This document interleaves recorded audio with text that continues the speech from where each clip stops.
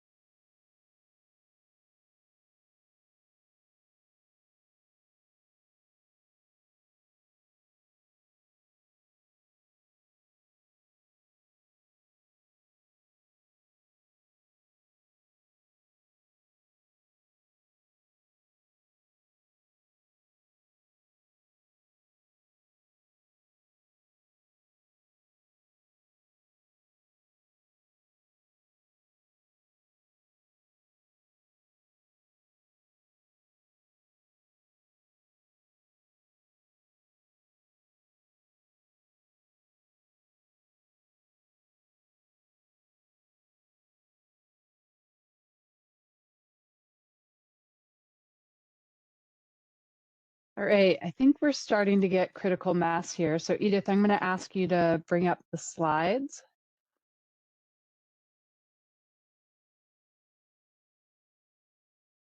And I think we can get started.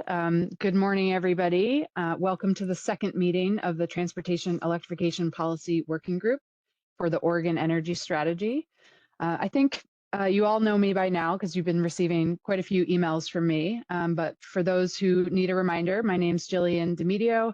I'm a senior policy analyst at the Oregon Department of Energy and the transportation lead for the Oregon Energy Strategy.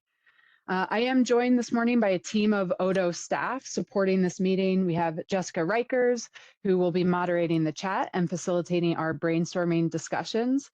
Edith Bayer is the project lead for the Oregon Energy Strategy. She is sharing the slides this morning. We have Evan Elias, who's our transportation data analyst, and he's here to support the conversation. And Josh Price is providing technical assistance. If there are any issues with WebEx or Miro, he's your guy. Josh, maybe you want to put your email in the chat so folks can reach out if they're having issues. And lots of other folks in the background kind of supporting this work and listening in. We can go to the next slide.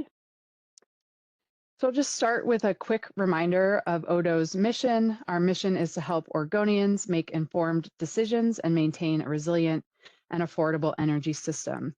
We advance solutions to shape an equitable clean energy transition, protect the environment and public health, and responsibly balance energy needs and impacts for current and future generations.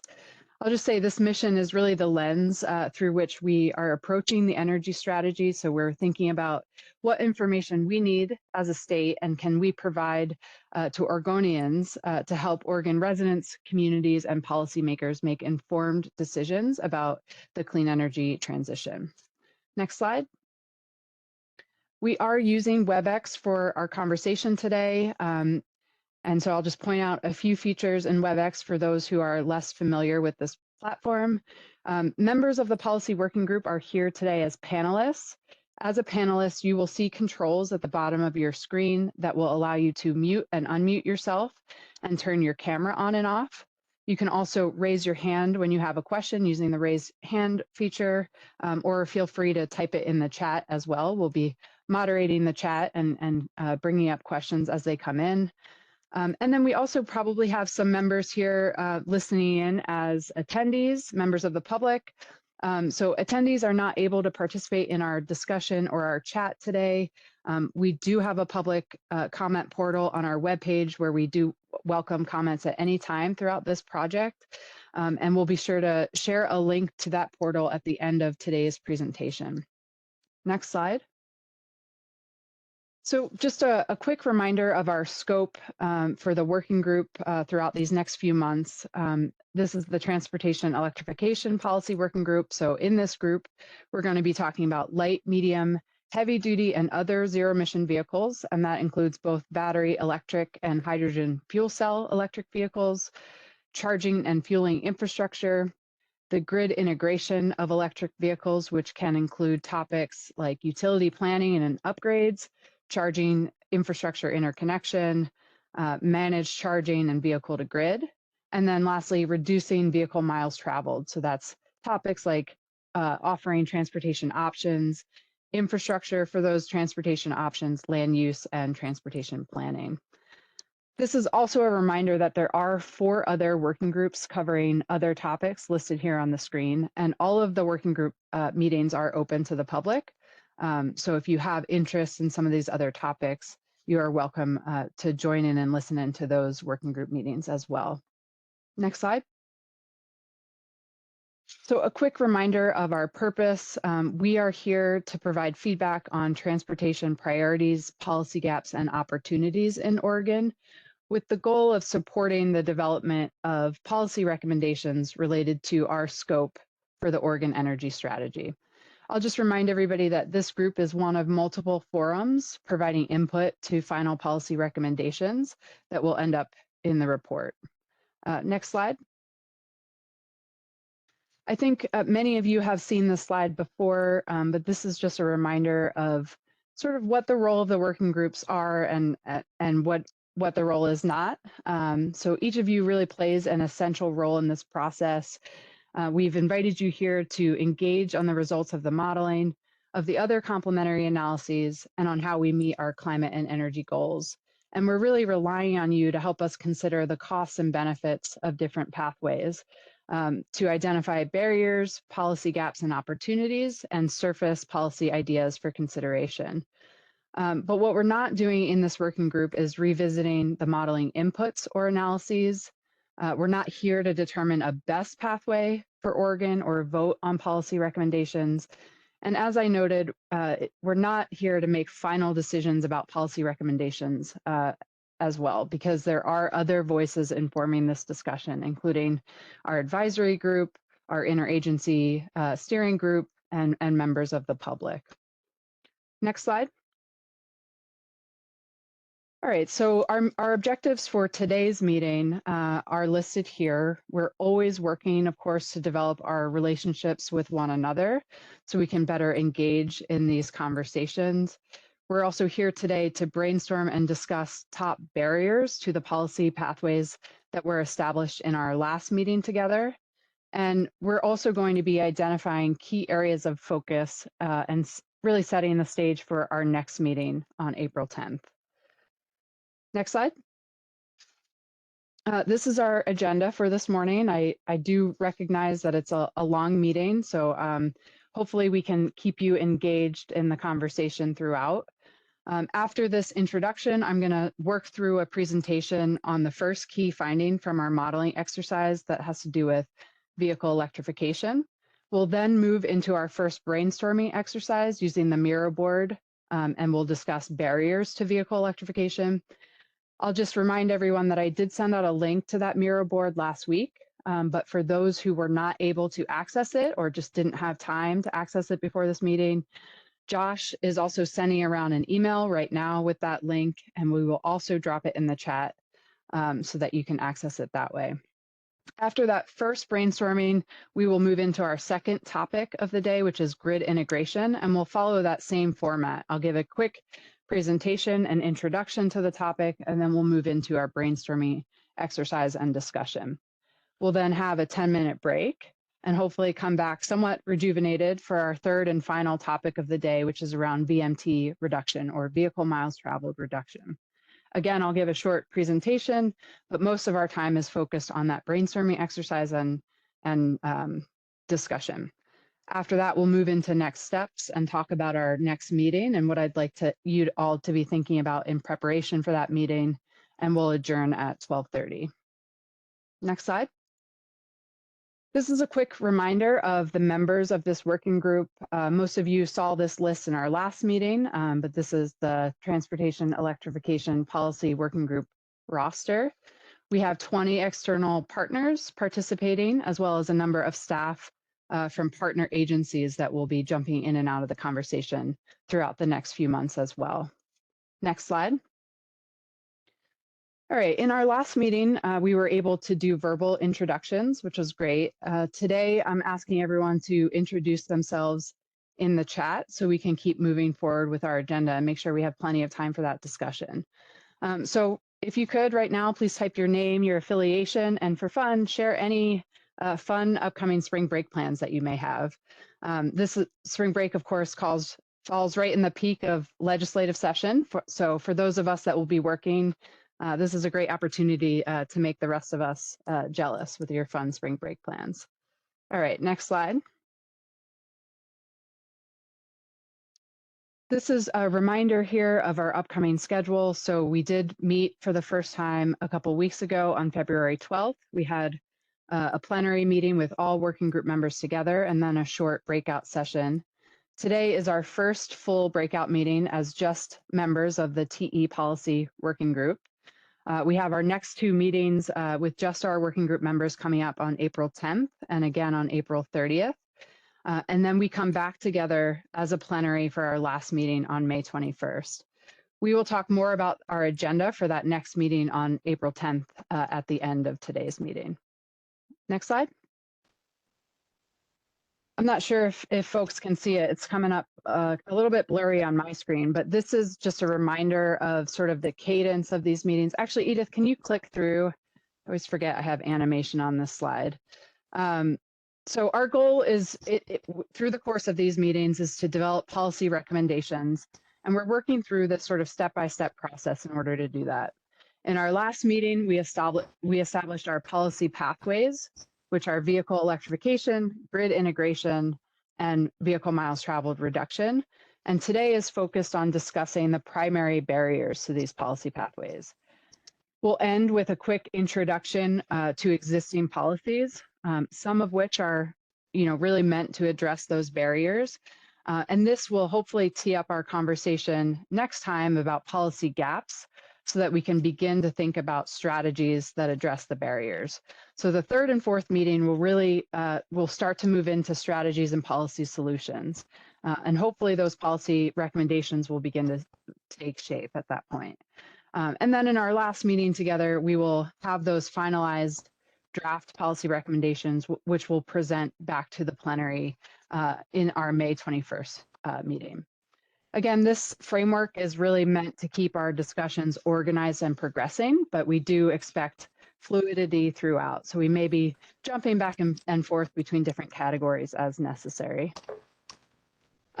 Next slide, and I'm going to turn things over for a couple slides to Jessica, who, as our facilitator, is just going to remind everyone of our group agreements and meeting guidance. Hi, everybody. Welcome. We have a lot of discussion planned for today and for every meeting. So I just want to remind you all of the group agreements that are guiding how we interact with one another.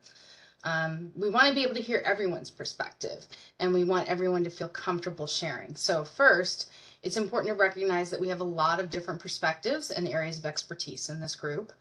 We're going to have some whiteboarding exercises where all of you will have the space to share your perspectives and expertise on the barriers that you see to achieving our state goals and objectives. We're also going to have some open conversation and dialogue where Odo can dig more into the specifics and ask some questions to help us better understand the barriers that you all are presenting today. During these times, it's important to keep the conversation constructive and informative. This could be challenging because we don't always agree. But remember that we all have different experiences, perspectives, and expertise, and this could lead to some of those differences in how we see the barriers to different energy pathways. Let's create space for everyone to offer their perspectives and seek to understand those perspectives, while also offering different perspectives in a respectful way. Finally, there's a lot to cover and limited time for conversation, so be as brief as possible and also allow space for all members to provide input, especially if you're one of those folks that, like me, tends to talk a lot. Sometimes it's better if we just kind of hang on to our thoughts for a little bit and others have some space to talk. Next slide. And so we really appreciate your investment of time and expertise to help inform this work. And to that end, I want to cover some basic guidance to help focus the conversation in a way that makes the best use of your collective time. This is an amazing group of technical and policy experts in Oregon's transportation sector, and you all have a unique opportunity to inform the development of policies that will serve as guideposts for Oregon's clean energy transition. This requires all of your collective expertise and experience, not only to identify barriers and challenges to transportation electrification, which is going to be the focus of today's meeting, as Jillian said, but also to consider and develop innovative solutions to address those challenges, which will be the focus of the next meeting that you have, which will be on April 10th. So to do this effectively, this group needs to be frank and constructive in your discussion, working collectively to identify details within each of the broad issues that Jillian's about to present, to look for common concerns, because this will serve as the foundation for this group to collaborate and identify solutions on potential policy actions. So as mentioned, the focus of the meeting today is on identifying barriers, specifically those related to vehicle electrification, grid integration of EVs, and vehicle miles traveled reduction in Oregon. To do this, center on the findings from the energy system modeling provided by the technical contractor.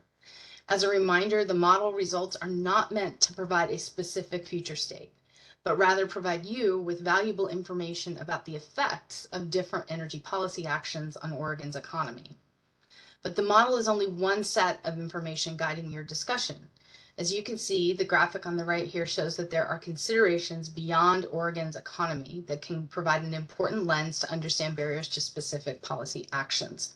For example, how will different policy options affect consumer costs or local energy resilience? Are there differences in environmental justice or community goal outcomes with different options?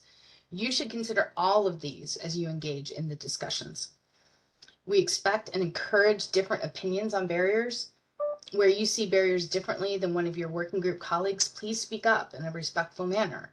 And finally, try to stay focused on barriers today. I know it can be very challenging to not seek out solutions. And if solutions come up, we will add them to a parking lot list for the next meeting. But today, the focus is on giving us all a broad understanding of the challenges you and your organizations might face during the energy transition. And if you're a problem solver like me, the good news is that this will be the focus of the next meeting. So I just want to ask briefly if there's any questions about this approach. Great. Seeing none, I'm going to hand it back to Jillian to jump into the key transportation findings. That was great, Jessica. Thank you. So that kind of wraps up our logistics portion of the presentation. We're now going to be moving into the meat of the presentation where we start discussing those key transportation findings and setting the context for our brainstorming discussions. So next slide, there we go. So just as a reminder, these are the 4 key findings related to transportation to come out of the modeling. This isn't new information. It's the same information that was presented in our last meeting. And it's also the same information that was covered in more detail in the PDF key findings document that I sent out a couple weeks ago. For those who want more information, we can drop that chat in the link right now as well. So just as a reminder, our 4 policy topics include vehicle electrification, grid integration, VMT reduction, and low carbon fuels. The first 3 topics are within the scope of this working group. The 4th topic of low carbon fuels will be covered in the low carbon fuels working group.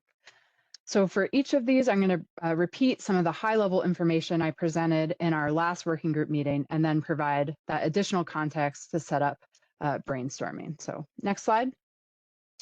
So moving on now to our first key finding, again on vehicle electrification, we have transportation electrification reduces system-wide energy demand and the cost of decarbonization, and the pace matters. Next slide. We did go through these visualizations in our last meeting, but just to remind everybody, the modeling found that energy demand across the economy decreases across all scenarios, and this is largely due to transportation electrification. This is because transportation electrification delivers large efficiency gains as drivers switch from internal combustion engine vehicles to electric vehicles, which are more than 2 times more efficient than those internal combustion engine vehicles, and therefore require less energy to operate. This results in cost savings across the economy, as less energy demand means a smaller energy system that needs to be built in order to meet that demand. So there will be fewer investments in things like electricity generation and transmission. This is one of the reasons we see substantial cost increases in the scenarios that test a slower pace of electrification. But it's not just this larger energy system that you need to meet increased energy demand.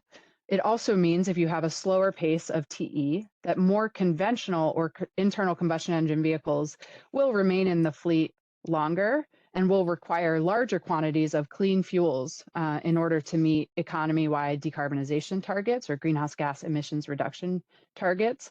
And low carbon fuels are more expensive to produce than electrification.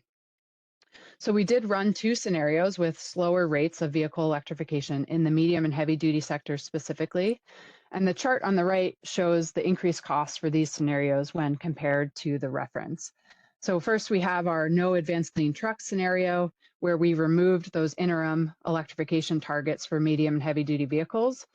This turned out to be the most expensive of all 9 scenarios and sensitivities that we tested. That's demonstrated with the blue line at the highest line on the chart. Removing those interim electrification targets results in approximately $30 billion more in costs over 25 years. Similar story, but not as dramatic, is the delayed transportation electrification scenario. This is where we just push back the date at which we assumed that zero-emission vehicles reached 100% ZEV sales from 2040 to 2050. This was our 4th most expensive scenario, and you can see that denoted by the green line, which is the 4th one down in this chart. This scenario was $14 billion more expensive than the reference over those 25 years. And so what this tells us is that early adoption of electric vehicles is a key cost containment strategy when decarbonizing transportation. Next slide. So before jumping into barriers to vehicle electrification, I think it's helpful to have some understanding of where we stand now in terms of reaching our zero-emission vehicle goals that have been established through our Advanced Clean Cars 2 regulation and our Advanced Clean Trucks regulation. So in this visualization, you can see Oregon light-duty electric vehicle sales by quarter over the last 6 years. It demonstrates really that we've made large strides. We've taken large strides in increasing the pace of electric vehicle adoption, going from an annual market share of about 3.7% in 2019 to most recently 15.2% in 2024. This is well above the national average. The national average in 2024 was 10.1%. So Oregon is a leading state when it comes to EV adoption. We currently rank 5th in the nation for EV market share, behind only California, Washington, D.C., Washington State, and Colorado. And there's really no doubt that this is a result of our supportive state policies like Advanced Clean Cars 2 and the Oregon Clean Vehicle Rebate Program. I'm sure many of you are noticing the large dip that you can see at the end of this chart here. So there was a steep drop off in sales in the last quarter of 2024. And we have seen this echoed in registration data that we received from the Oregon Department of Transportation as well. It's definitely concerning, but still too early to know if this represents a trend in the data. And so this is something we'll be watching over the next few months as we get new data in. Next slide. So here we look at those same light-duty EV sales trends charted on the same chart as the Advanced Clean Cars 2 targets, which of course began in 2026 with a requirement that 35% of new sales for light-duty vehicles are zero-emission vehicles. So we're at about 15% right now in 2024. We need to get to 35% required in 2026. This is obviously a large jump, despite the fact that we've seen some really encouraging progress. So I think it does represent that we still have work to do. Next slide. So moving on to medium and heavy duty electric vehicles in Oregon, we are of course not nearly as far along in our progress in the medium and heavy duty space. This chart here represents Oregon Department of Transportation, or ODOT, data as of November 2024. We had about 662 registered medium heavy duty zero emission vehicles in Oregon, according to ODOT's tracking. And the vast majority of the zero emission vehicles in this data set are medium duty vehicles, and mostly sort of those heavier pickups, so class 2B, and step vans, cargo vans purchased by Amazon, those Rivian vans. This number is of approximately 130,000 total registrations in this sector. So it represents about 0.5% of the total fleet at this point. I do want to point out that this is registration data. This is not sales data. So it's not an apples to apples comparison to the Advanced Clean Trucks targets.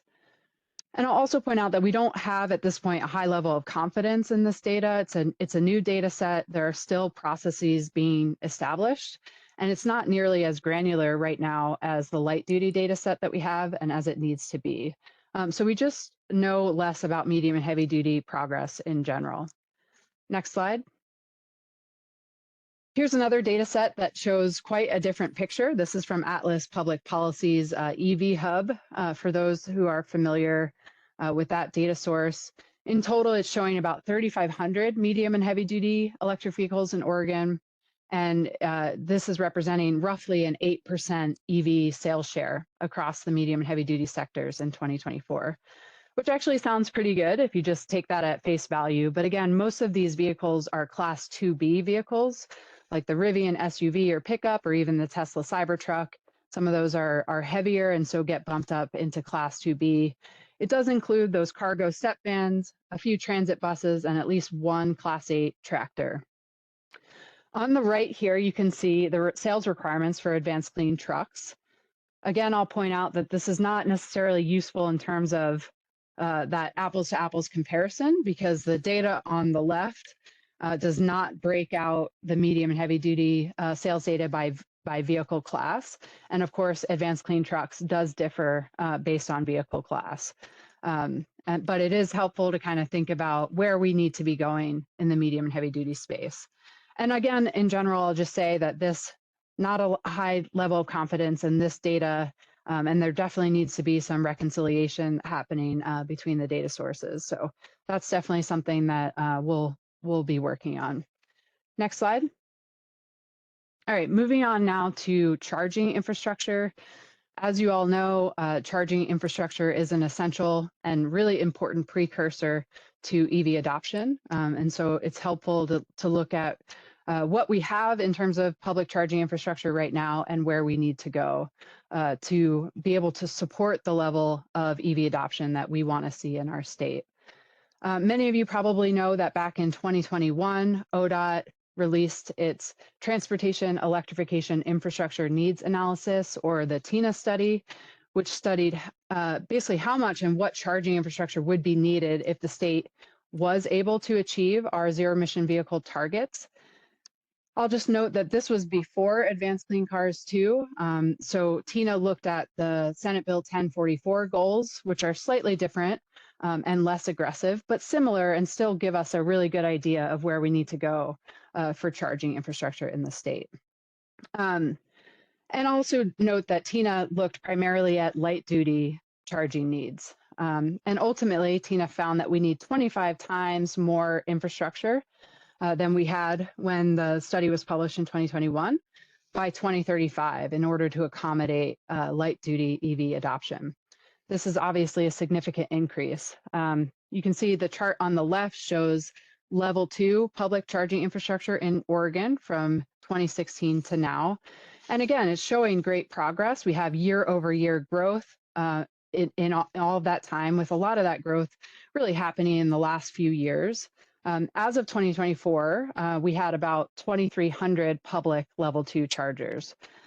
So good progress, but you can see the chart on the right that Tina is calling for, or estimates that we'll need about 45,000 public level 2 chargers by 2035. This is just public level 2, so this is not giving an accounting of the residential, workplace, or depot charging needed as well. Next slide. There's a very similar story when looking at public fast charging infrastructure. So again, the chart on the left shows public fast charging in Oregon from 2016 to now, significant increases and year-over-year progress. And as of 2024, we had, or the end of 2024, I should say, we had about 900 publicly available fast chargers in the state. On the right, once again, we see the growth curve required in order to support the state's EV adoption goals from Tina. And Tina is projecting the need for about 26,000 public fast chargers by 2035. And again, this is primarily looking at light duty, charging for light duty EVs. Next slide. All right, when it comes to publicly accessible medium and heavy duty charging in Oregon, I'm sure many of you know there's just currently one site that's operational, and that's Electric Island in Portland. This is a partnership between Daimler and Portland General Electric. Electric Island is currently set up for eventually having 5 megawatts of charging through up to 16 different dispensers. There are a few other projects underway in various stages of development, and that's largely a result of the 2 funding programs listed here. So we have DEQ's Oregon Zero Emission Fueling Infrastructure Grant Program, as well as ODOT's Charging and Fueling Infrastructure Program. Both of these programs have funded or are in some process or some phase of funding public charging or hydrogen refueling for medium and heavy duty vehicles, but these sites are not yet operational. They are coming. I'll just note before moving on here that there has not been an assessment similar to Tina done by the state to estimate medium and heavy duty charging infrastructure needs to support the zero emission vehicle adoption targets in advanced clean trucks. So that is something to think about. Next slide. All right, we're going to move into our first brainstorming discussion, but before I turn things over to Jessica, I just want to give a really quick how-to for those who have not used Miro board before and who weren't able to access it, the board ahead of time. So the first tip is on navigation of the Miro board. Exactly how you do this will differ depending on what type of device you're joining from, or how you're sort of, whether you're using your trackpad or touchscreen or a mouse. But the important thing to note is that there is a toolbar in the top left of the screen that you will see, and that top icon there is a button that will allow you to switch between a select tool and a hand mode. Select is what lets you, it's an arrow, and it's what lets you grab a sticky note, begin typing, etc. That hand mode will allow you to grab the screen and kind of navigate around if you want to move the screen. So I've found that that's a really useful tool to know about. Next slide.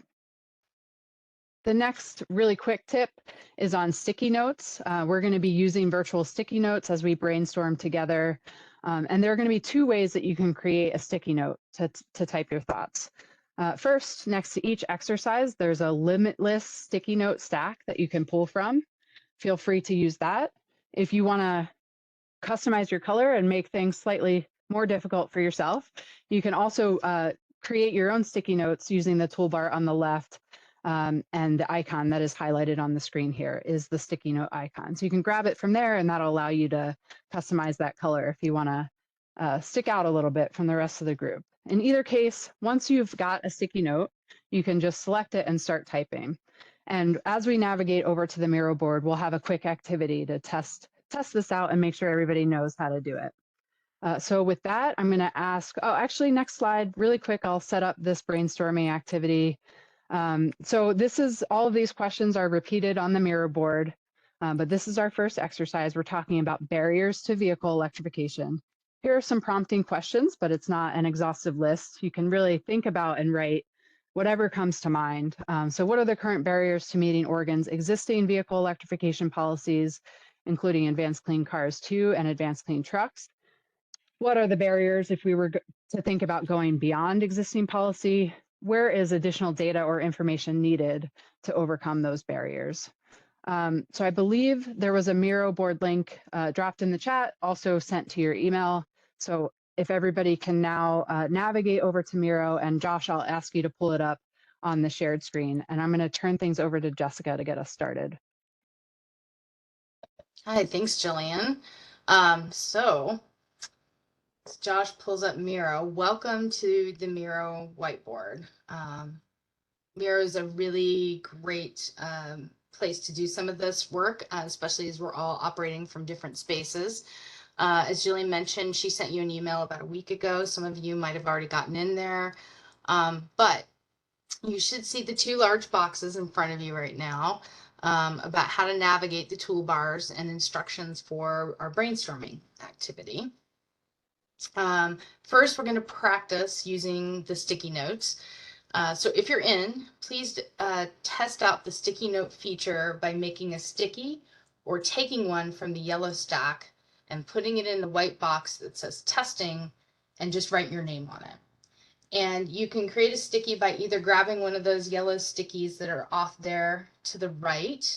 And I'm hoping that Josh might be able to kind of use his pointer to circle around that. Yep, he's demonstrating. Grab it and pull it in.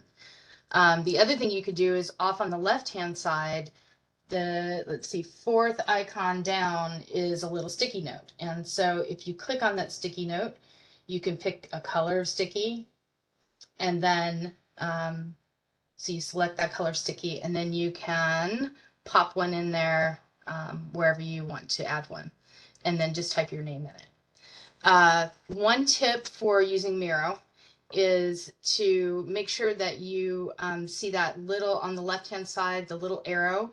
On Josh's screen right now, it's currently blue. Blue is kind of where you want it to be when you're working on typing things in and working within a specific sticky note. However, if you want to move the board around, or zoom in, zoom out, you can unclick that arrow and it'll go back to being black. And then you can use your scroll wheel to zoom in or out. You can grab a hold of the screen and move it around if you need to look lower or higher or off to the side for information. And other than that, if you're having any trouble with working with Miro, send a message to Josh. He'll be able to help you kind of move along in that respect. I'm going to pause because I see Jana's got her hand up and just ask Jana, do you have a question about Miro in particular? Yes, I do. I am just disadvantaged because I'm in my car and I can't do any of this. So I'm not going to be able to participate in this portion of it, but hopefully I can comment later. So Jana, if you can send a comment, either to the comments to everyone or send it to, I'm going to have you send it to Josh privately if you would like. He can create a sticky note and throw it in there for you. And anybody else who's in a similar situation to Jana, we can do it that way. Well, it's hard to do it when you're in the car, but I might have to do it after the meeting. Oh, if you're driving, please don't. Yes, that's my point. Yes, precisely. I'll jump in, Jana, and say too that yes, please email me with any feedback on barriers that you have, and I'll make sure to add it to the board and include it when I consolidate this information. I appreciate that. Thank you. Thanks. Anybody else driving, please don't. But if you are not able to get Miro to work, or not able to I think Josh, we're seeing your email, so just FYI. If you're not able to make Miro work, or you're on your phone but you're not driving, and you want to send a message to Josh to get your items put on the board, please do. To get to the chat, in case you aren't aware, it's in the bottom right hand corner of your screen for WebEx. There's a little thought bubble there, and if you click on that, you will get a list of the you'll be able to see the chat that's been coming out, and you can choose to send the chat to everyone, or if you click where it says everyone, there's a list of all the different people that are panelists that you can send a message to. And Josh Price can help with some of that. I'll be watching the chat, but I'm also going to be leading discussion, so I might not be as able to watch the chat as I would like. All right. And Jana, your hand's still up. If you can, if you have some, okay, good, perfect. Okay. Let's see. I think we're pretty much good to go. I see a lot of people in there, and so I'm going to move forward right now. But if you are having any problems, please reach out to Josh, and he'll help you. Jillian already shared some prompting questions for barriers to vehicle electrification, but they're repeated here in the pink box, and I can see many of you have already jumped right in, which is great. We ask in this exercise that you try to be as specific as possible when writing down barriers. Like one-word answers are generally probably not going to be as helpful as trying to really dig into where where the specific barriers are.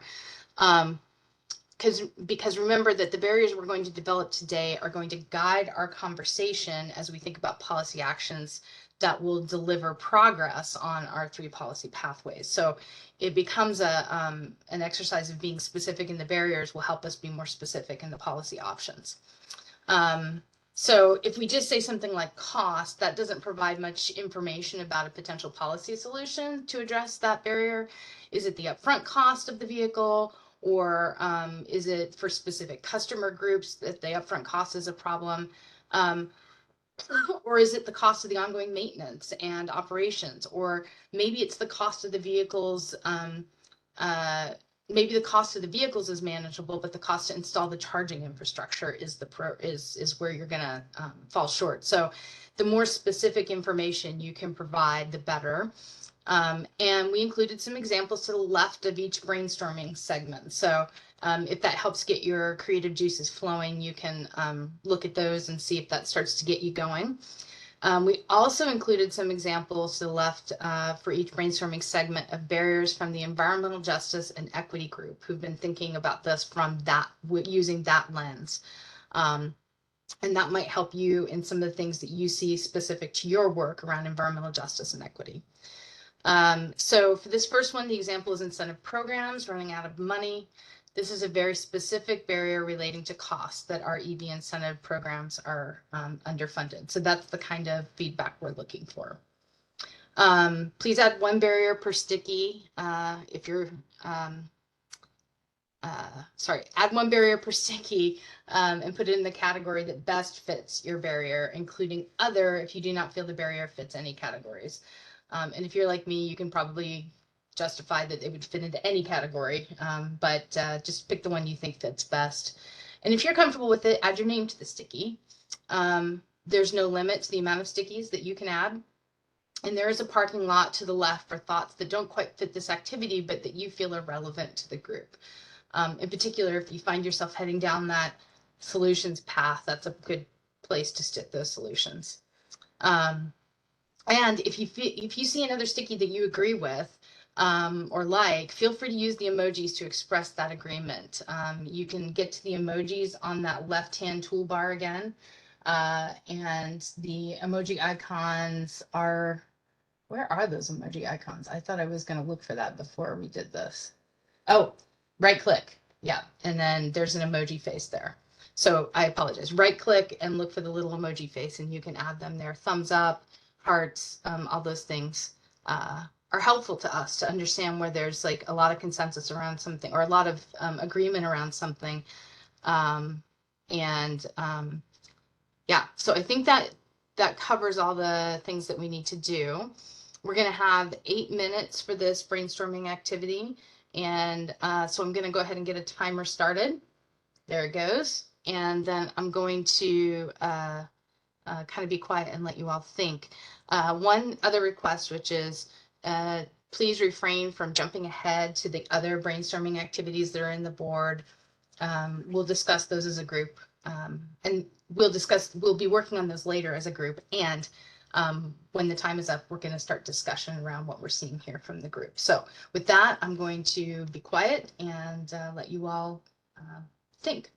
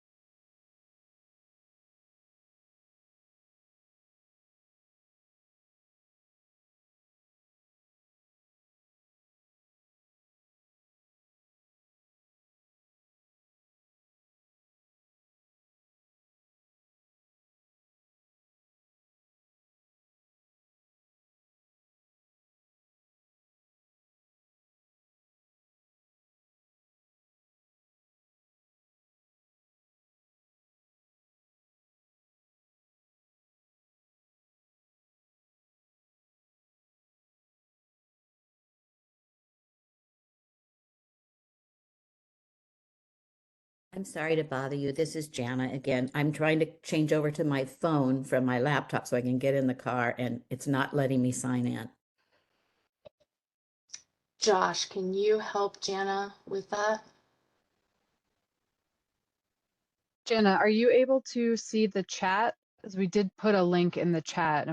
It should be a public link where you don't have to sign in.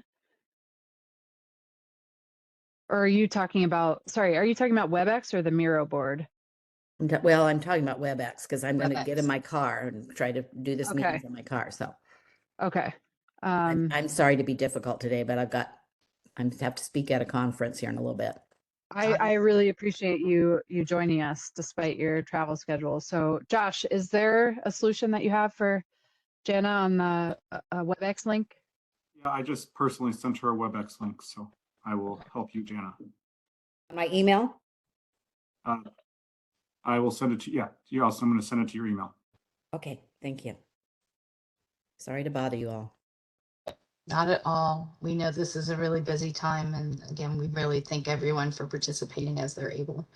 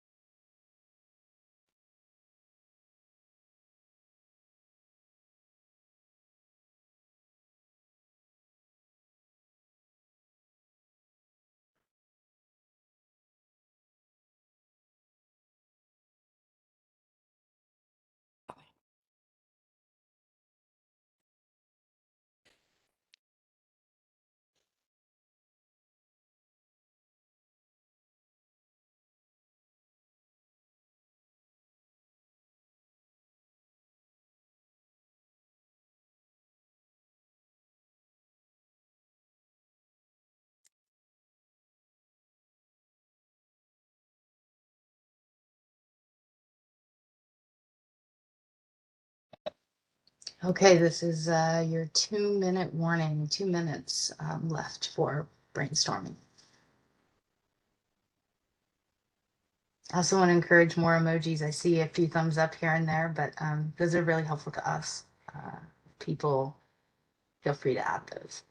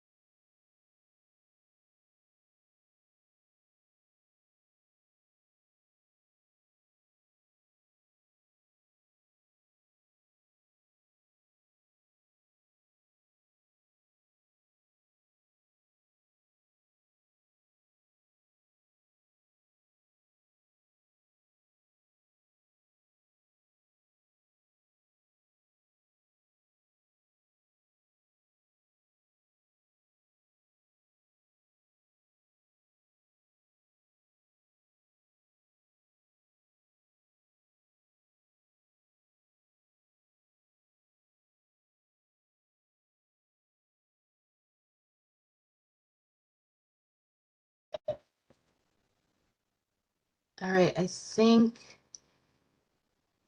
our time is up. I'm not sure what's happening with the timer, but it feels like about 8 minutes. I hope you were all able to get in there and get all the thoughts in your head out. There's a lot on here, which is great. That's what we were hoping for. So I kind of wanted to dive into first. There was one sticky note that simply said tariffs, which did not follow along with our no one word request. However, I'm guessing the tariffs have to do with the cost for the EVs, the cost for the chargers, concerns around that. I'd like to open it up and see if the person who added that would care to expand. Oh, look at that. Editing in time, in real time. This is amazing. I feel like we are in real 21st century world right at the moment. Yes, I appreciate it. And I can't see who's doing this, but would this person care to come off mute and chat about it? Also, if you've got questions or thoughts that you want to share with the group, you can also raise your hand and we'll call on you too. Apologies, that was me. This is Jamie from Green Energy Institute, and just to note that a number of EVs, especially on the light duty level, are imported, and so just noting that increases in tariffs may increase the cost for EVs. Great, thank you so much, Jamie. Thanks for letting me publicly shame you just a little bit. I apologize for that. Maybe being an example. That's great. I'm wondering if anybody else has any thoughts around costs. It doesn't have to be specific to tariffs, but something around costs that you think would be worthwhile kind of highlighting for the group, especially if it's something unique that isn't often discussed in public forums or public venues.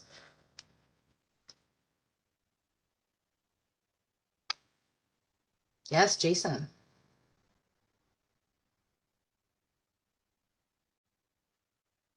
You're off mute, so you should be able to talk.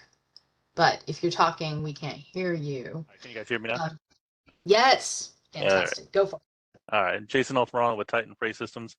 We have 3 Class 8 heavy-duty electric tractors, semi-trucks, and we also have 3 medium-duty M2 box trucks that we run, local P&D delivery. I think there are a lot of costs that are a lot of people don't realize, from obviously the upfront costs for the trucks as well as the chargers, but also you have the construction costs, not just buying the chargers, but you actually have to get them installed. The cost of the electricity itself, depending on what utility company you're with and which pricing schedule or tariff schedule that you're on with that utility company, is going to change how much you pay. Also, your operations. So it's not just a flat per kilowatt hour. Depending on how much you need to charge at any given time or any concurrent time, that's your demand charge. And the demand charges are, in most cases, a lot higher than just the actual per kilowatt hour charge. So, if you're charging one car at your house for the light duty side, that's not a whole lot. But if you're trying to charge a fleet of vehicles, whether they're light duty or medium duty or especially heavy duty vehicles, your demand is a lot higher and those costs are significant. Depending on your utility and which tariff you're on, rate schedule, I'll say, depending on which rate schedule you're on, your charges can fluctuate pretty wildly. When we first started with our electric trucks, we were paying, $1.50, I mean, almost $2 per kilowatt hour because of those demand charges. But now that we're on different schedules, we're able to get those down significantly. But again, only because it fits on our operation, we're able to charge in off-peak time. We're only running during the day. But for other operations that do run at night or have to charge during on-peak times, those costs are going to go up. Another cost that I added in there was the insurance cost. With the EVs for medium duty and heavy duty vehicles, the cost of the trucks are 3 to 4 times more than a standard ICE vehicle. And because the replacement cost is going to be the same, the insurance costs, the premiums are significantly higher. So those are just a few of the costs that I don't think a lot of people kind of take into consideration. And then there's obviously the operational costs of not being able to do as much or the same operations with electric vehicles that we typically do with ICE vehicles. So that's all I got. Thanks.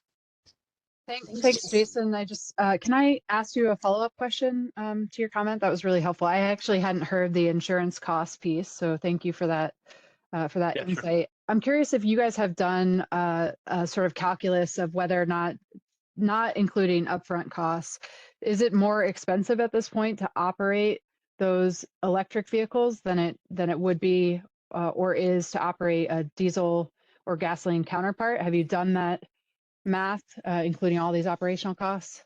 Yeah, and if you said, not take into consideration the upfront costs, then yeah, it's a lot easier to pencil out Okay, an improved operating cost. But if you add in the upfront costs, then it is sure. very difficult to pencil out a profit. We are, only because we had a significant, we were able to take advantage of the 75% DEQ reimbursement, and so with that, we were able to see a profitable operation. But Right. without that incentive, it would not be profitable for us. Great. Thank you. I appreciate that.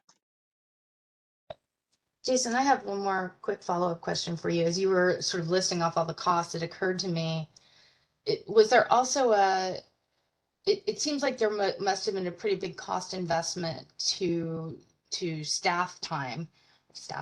I work for a government agency, to your employees' Yeah. time to learn and understand all of these different things that you just described. And so like from, whoever is dealing with your insurance requirements, having to figure out new policies around that, to your operational staff who will be working on the vehicles. Like it seems like there's a learning curve investment that needs to occur up front as well.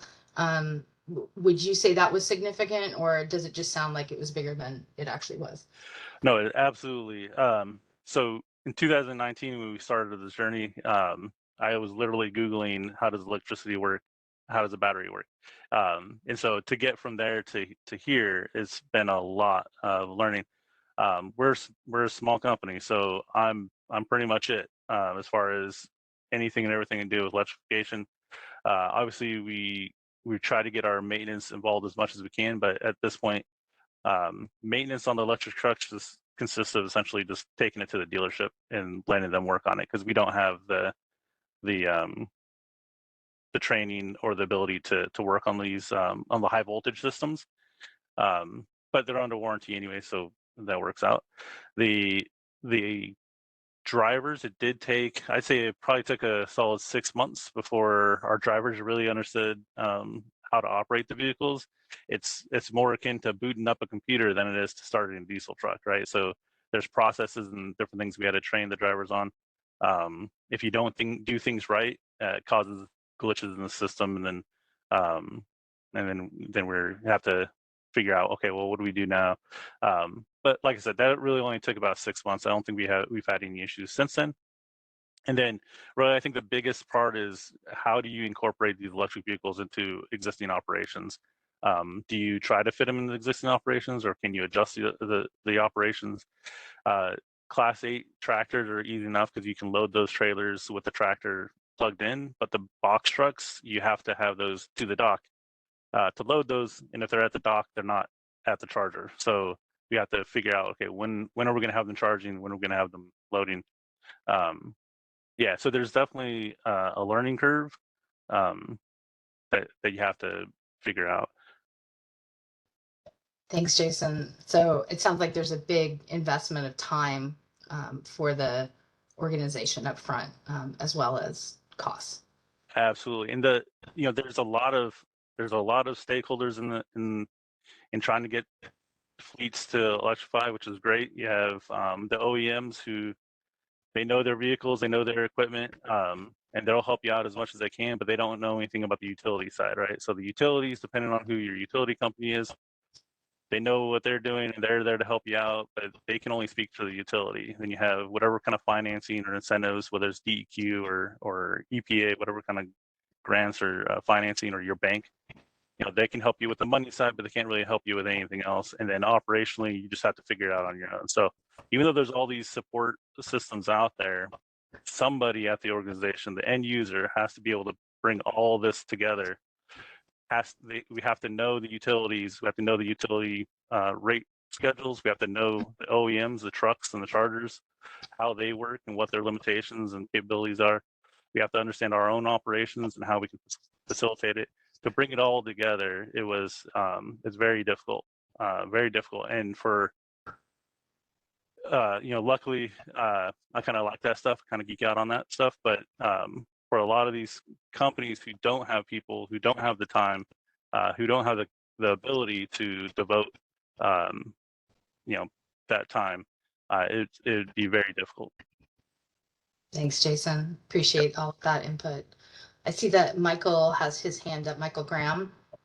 I was going to add the other new world that a fleet operator has to navigate if they have heavy duty electric vehicles and likely pursued and secured grants, is they have to navigate grants and coordinating with a government agency, reporting, remaining in compliance. Some of the grant requirements require 50% operation in the state, but if you go across the border for most of your work, then you might be ineligible. So it's a lot to navigate. It's a new world. Yeah, thank you. Very good point. So kind of moving on from that question around costs, I see that there was a comment about a lack of good charger manufacturers. And so I'm curious if whoever wrote that could provide some context around that, especially if you have like experiential information, things that you've encountered in your work or encountered others who've dealt with it in their work.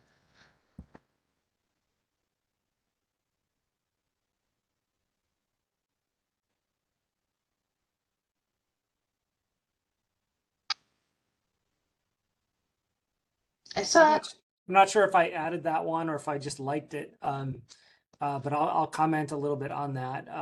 Just so finding the right charging manufacturer and being able to get good service from those. Number one, the upfront costs are excessive, but then also, especially in rural Oregon, finding qualified, getting good maintenance. I think we have charge point chargers for our high speed DC, and it takes weeks for them to get a technician out to fix anything, and we're paying. Our whole program penciled out pretty well when we first started, but then if you have to pay for a maintenance contract with ChargePoint, it basically doubles the cost of the whole thing, and takes. And I'm not trying to dog on ChargePoint here, but to get a technician to Burns, Oregon, to fix we've had this repeated issue on the CCS chargers with the little clip breaks off, and then it's not reliable. And just to get a technician out there to repair that can take a dozen phone calls, and I mean we've had to wait at least as much as a month to get someone out to repair it. So that's a problem with the technology. It's a bad idea to put that clip there in the first place. It's really hard to get service, and the upfront costs are really difficult. So Wow. it's out there. Yeah. Thanks, Charlie. Appreciate that input. Weeks just seems, wow. Yeah, I mean, we finally bought a 3D printer. We print the clips and replace them ourselves, which is in violation of the warranty agreement. But that's our solution. Well, I mean, necessity is the mother of invention, as they say. Thanks, Charlie. I see a number of hands raised. Michael Graham, you want to join in? I didn't write the sticky note. That's a great sticky note. Kudos to whoever wrote that.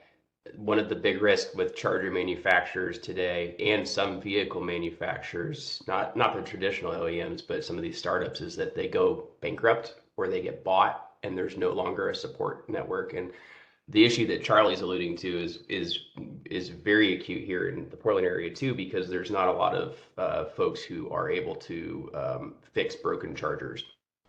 Or you don't have electricians that are EVITP compliant, and that might violate the requirements in incentive programs. So you can't take those incentives for those chargers. It's funny to hear you mention that in Portland, struggling to get electricians that are qualified. Because I mean, we were ready, and I've talked to half a dozen organizations who are ready to get money for level 2 charging out here. And it just completely shuts it down, because not only is it hard to get an electrician, period, but there are none that are certified. We have to try to find one in Portland who's willing to drive out here and pay them the whole time. So it's just money is unavailable to us because of that. And sometimes, like what you mentioned, it's something to do with the warranty, but the electrician knows how electrical systems work, so they can more often than not fix fundamental electrical problems. And some of the other problems that we see more often are related to the software and not the actual electrical components. I know of a garbage company in Southern Oregon who said, screw it, we're just going to install this ourselves. They did it less expensive, and they just installed their fast charger for an electric garbage truck. But they didn't use, they just used their on-site staff, and they were able to do it with no problems. Yeah, and especially for the level 2 chargers, I mean, I don't need a specialized electrician to put in a dryer outlet. Yeah. Thanks, Charlie. Thank you, Michael. I see the next hand up is Logan. I also didn't write the original comment, but on this subject, I'll go ahead and say that something the city of Eugene is really tracking and aware of is not all charging station hardware models are equally easy to fix when they're broken, especially if you get a cut cable, which is one of the more common types of vandalism. Some station providers are designing them now these days where it's easier for them to disconnect the charging cable from the main unit, versus some other types of models. Like if you get your cable cut, you have to basically replace the whole hardware unit. So that's something that we keep in mind as we're looking to expand the number of charging stations that we own. And then I don't know if other folks have this problem, but another thing I'll say on this topic is our chargers are networked. So they're computer connected, and we have an online data portal where we can monitor them.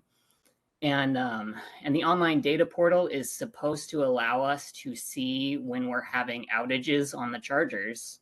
But oftentimes the data portal says a charger is operational, but when you actually go out to the site, it's not working.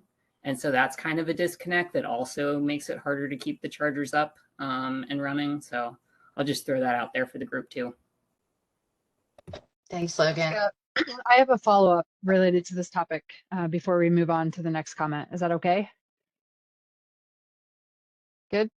I think you're, yes, okay. Sorry, I put myself on mute. Go ahead. Yeah, I just wanted to ask, a few times it's come up, you know, around maintenance, not only difficulty finding qualified electricians or maintenance workers that can work on the chargers, also the maintenance contracts. Charlie, you brought that up. We know that reliability of charging stations is a big issue. It has been for a while. I was hoping it's been improving. So I'm curious whether or not that's been your experience, just in general. This is to the group. But also I'm curious, one of the things that a lot of state funding programs are doing to sort of combat this reliability issue is to require maintenance contracts as part of the agreement of the grant or rebate award. And also this sort of like data reporting requirement as well. And that's to make sure that chargers, you know, for EV drivers stay up and running. I'm curious from the perspective of folks that are installing these chargers, whether or not you would consider that to be a good sort of policy design, or whether that's a barrier just because of the cost of those maintenance contracts or the administrative burden of reporting. Are there any comments related to that? Because, you know, that could be considered a solution to sort of combating these reliability issues, but I could also see it being a barrier in and of itself. So I'm curious what folks might have to say to that.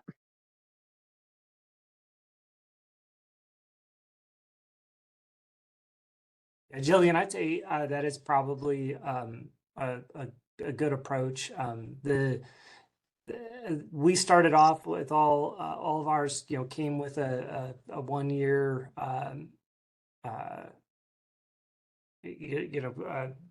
maintenance contract, and that was good, but we weren't really thinking about that far down the road. That I think you know, the requirement probably helps installers or anyone attempting to install to think about that and then really understand those costs.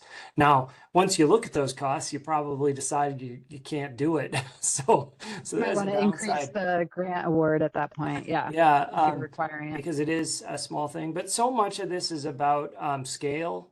So, you know, we're talking about, you know, all of the costs, the utility costs. That's kind of my area of expertise.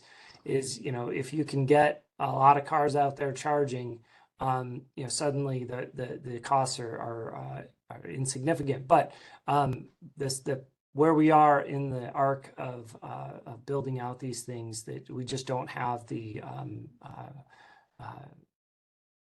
you know, enough cars on the road and enough people charging to fill up every charger for, you know, long periods of time. So there's an issue of scale. I appreciate that. Thanks, Charlie. And I see Logan, you put in the chat, Eugene buys 5-year maintenance agreements and then renews, and also you buy extended warranties. So you obviously see that as a benefit worth the additional price. So thank you for that. If there are no other comments on that topic, we can move on to Jason. Thank you, Jason, for your patience. Yeah, no problem. I just we have not only do we have our DC fast chargers for our trucks, but we also installed 6 level 2 charge point chargers. And I'll say charge point is probably the worst. You get, even here in Portland, it takes a few days before we actually get a technician out here. So I think part of that could just be charge point and their kind of contractor maintenance model. I don't know how they do it, but it always seems to take several days before we get anybody here. On the DC fast chargers, though, we got those through, you know, we got them through the dealership along with the trucks, and so we can go to the dealership. They contact the actual manufacturer. They're Detroit e-fill chargers, so same parent company as the Freightliner trucks that we got, which is Daimler, but the chargers themselves are actually power electronics chargers. So Daimler just kind of white labels them. And so the power electronics, they're headquartered in Spain, I think, but they do have technicians kind of traveling the US all over, and they're very good. They're here, you know, we have an issue, they have somebody out here next day, if not 2 days, and they're coming from all over the country. So I think I think it does depend on who the vendor is, but for our DC fast chargers. But I will say those clips, you're not the only one having those issues with those clips. That is definitely a kind of a universal thing with the chargers themselves. You're gonna have to start selling your 3D printed clips, Charlie. Another revenue stream.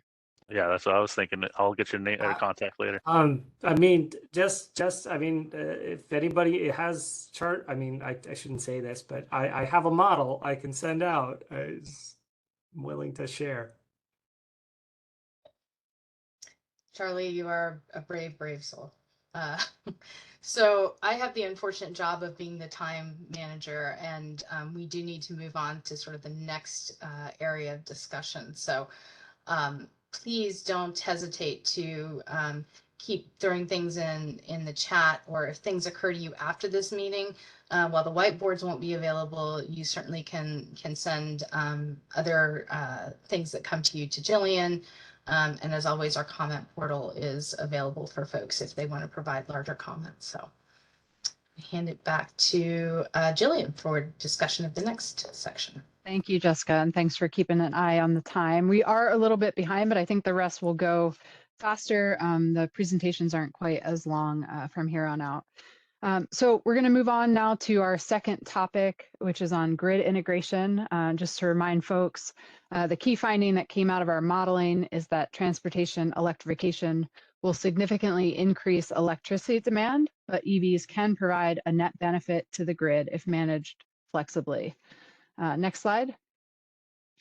So again, we've kind of already run through these visualizations, but just as a reminder, the modeling does indicate that electricity load will significantly increase by 2050, and that's across all of our scenarios that we tested, and that's even as total energy demand across the economy is decreasing. That's sort of demonstrated on the chart on the left here. This is the reference scenario. It shows that electricity will just about double by 2050 in the reference scenario. And while most of this growth is coming from projected tech load growth, so data centers and chip fabrication facilities, transportation is still contributing to about 30% of the growth in electricity demand based on the assumptions that we've worked in. And that's actually true even if we slow down the pace of vehicle electrification in the medium and heavy duty sector. That's because we're still assuming that the state meets the targets established by Advanced Clean Cars 2. And of course, there are far more light duty vehicles on our road than medium and heavy duty. And so that is really contributing to the huge amount of growth, even if we are looking at a slower TE scenario for medium and heavy duty vehicles. Of course, this amount of grid expansion is going to be costly and complex. But the modeling also tells us that EVs can provide a net benefit to the grid. So these are benefits beyond the efficiency gains that they bring, beyond reduced tailpipe emissions and localized air pollution improvements. They can bring benefits to the grid if they're managed flexibly. And basically what that means is deciding when and where these vehicles charge. When adopted in large quantities, EVs can become a significant source of flexible load for the grid, and that's what we show in this chart on the right here. This compares our reference scenario to a scenario where we reduced our assumptions around managed charging and demand response. So it's called the limited demand response scenario. So you can see in our reference scenario where we have sort of average numbers for demand response, EVs could provide more than 1 gigawatt of flexible load to our grid by 2050. If we reduce those assumptions around managed charging and assume pretty limited participation in those types of programs, then we see that potential fall to just about 1/3 of 1 gigawatt. And with that fall of flexible load, you see a cost increase of about $4 billion over 25 years. So not as substantial a cost increase as some of our other scenarios, but a cost increase nonetheless, and an opportunity here to sort of minimize the impacts that EVs will provide to the grid or will result in for the grid. So these cost increases are because there's a larger peak demand on the system, right? And therefore more investments in energy generation resources and transmission and other things in order to meet that peak demand. Next slide. So before jumping into our discussion around barriers to grid integration, and I do just want to note that I know there's a lot of overlap here. We talked about infrastructure in the last section. There's going to be a lot of the same barriers, but that's fine. I think that we can expand on some of those topics quite a bit. So I thought it'd be helpful to first start with reviewing the electric utility landscape in Oregon. This is a map of all of our electric utilities in the state. We have 3 investor-owned utilities and 38 consumer-owned utilities. Of our investor-owned utilities, Portland General Electric is the largest in terms of both customers and kilowatt-hour sales. They have about 929,000 customers in the Portland metro area. Pacific Power or Pacific Core has about 622,000 customers, and they're really spread throughout the state. And then we have Idaho Power, which serves a small number of customers, just about 20,000, and that's all concentrated in Eastern Oregon in their territory. Regulatory oversight for investor-owned utilities is from the Oregon Public Utility Commission. As I mentioned, we also have 38 consumer-owned utilities. These are located across the entire state, mostly in rural locations, though there is, of course, a cluster in the Eugene area, which is a metro area. And as of 2023, COUs represented about 37% of electricity sales in Oregon. They're made up of cooperative utilities, municipally owned utilities, and people's utilities districts. And they are preferential or priority customers of the Bonneville Power Administration. So BPA is actually obligated to offer contracts to these entities and allocate power of the base federal system to them. About 74% of that electricity comes from BPA for our CUUs. And as a result of this agreement with BPA, they have some of the lowest per kilowatt hour costs in the nation. There's no regulatory oversight by the Oregon Public Utility Commission for our COUs beyond a few reporting requirements. Each utility is responsible to its own board or city that owns it. And I share all this really to paint the picture of the landscape, but also to demonstrate the differences between the two in governance, in electricity rates, in impacts. And similarly, that means that there will also be big differences in the barriers that utilities face and the solutions that overcome those barriers. So it won't be a one-size-fits-all approach. I want you to be, we have IOUs here participating, we have COUs. I want you to think about, from your specific experience, what are the barriers and what are some, when we get to it, some innovative solutions that are unique to your specific utility. Next slide. So when it comes to how utilities plan for electric vehicles, in their service territories, it really differs, not only based on whether you're an IOU or COU, but also within those designations as well. Of course, IOUs are again regulated by the Oregon Public Utility Commission, and so they are required to do a certain amount of planning through these 3 plans that they submit at different intervals. So there's the Integrated Resource Plan, Distribution System Plans, and Transportation Electrification Plans. All of these plans have some sort of nexus with EVs and some amount of forecasting for EV adoption. So IRPs, just as a quick overview here, these are longer term plans, usually a 20-year horizon, and they serve as a roadmap for meeting forecasted electricity demand over that specified future period.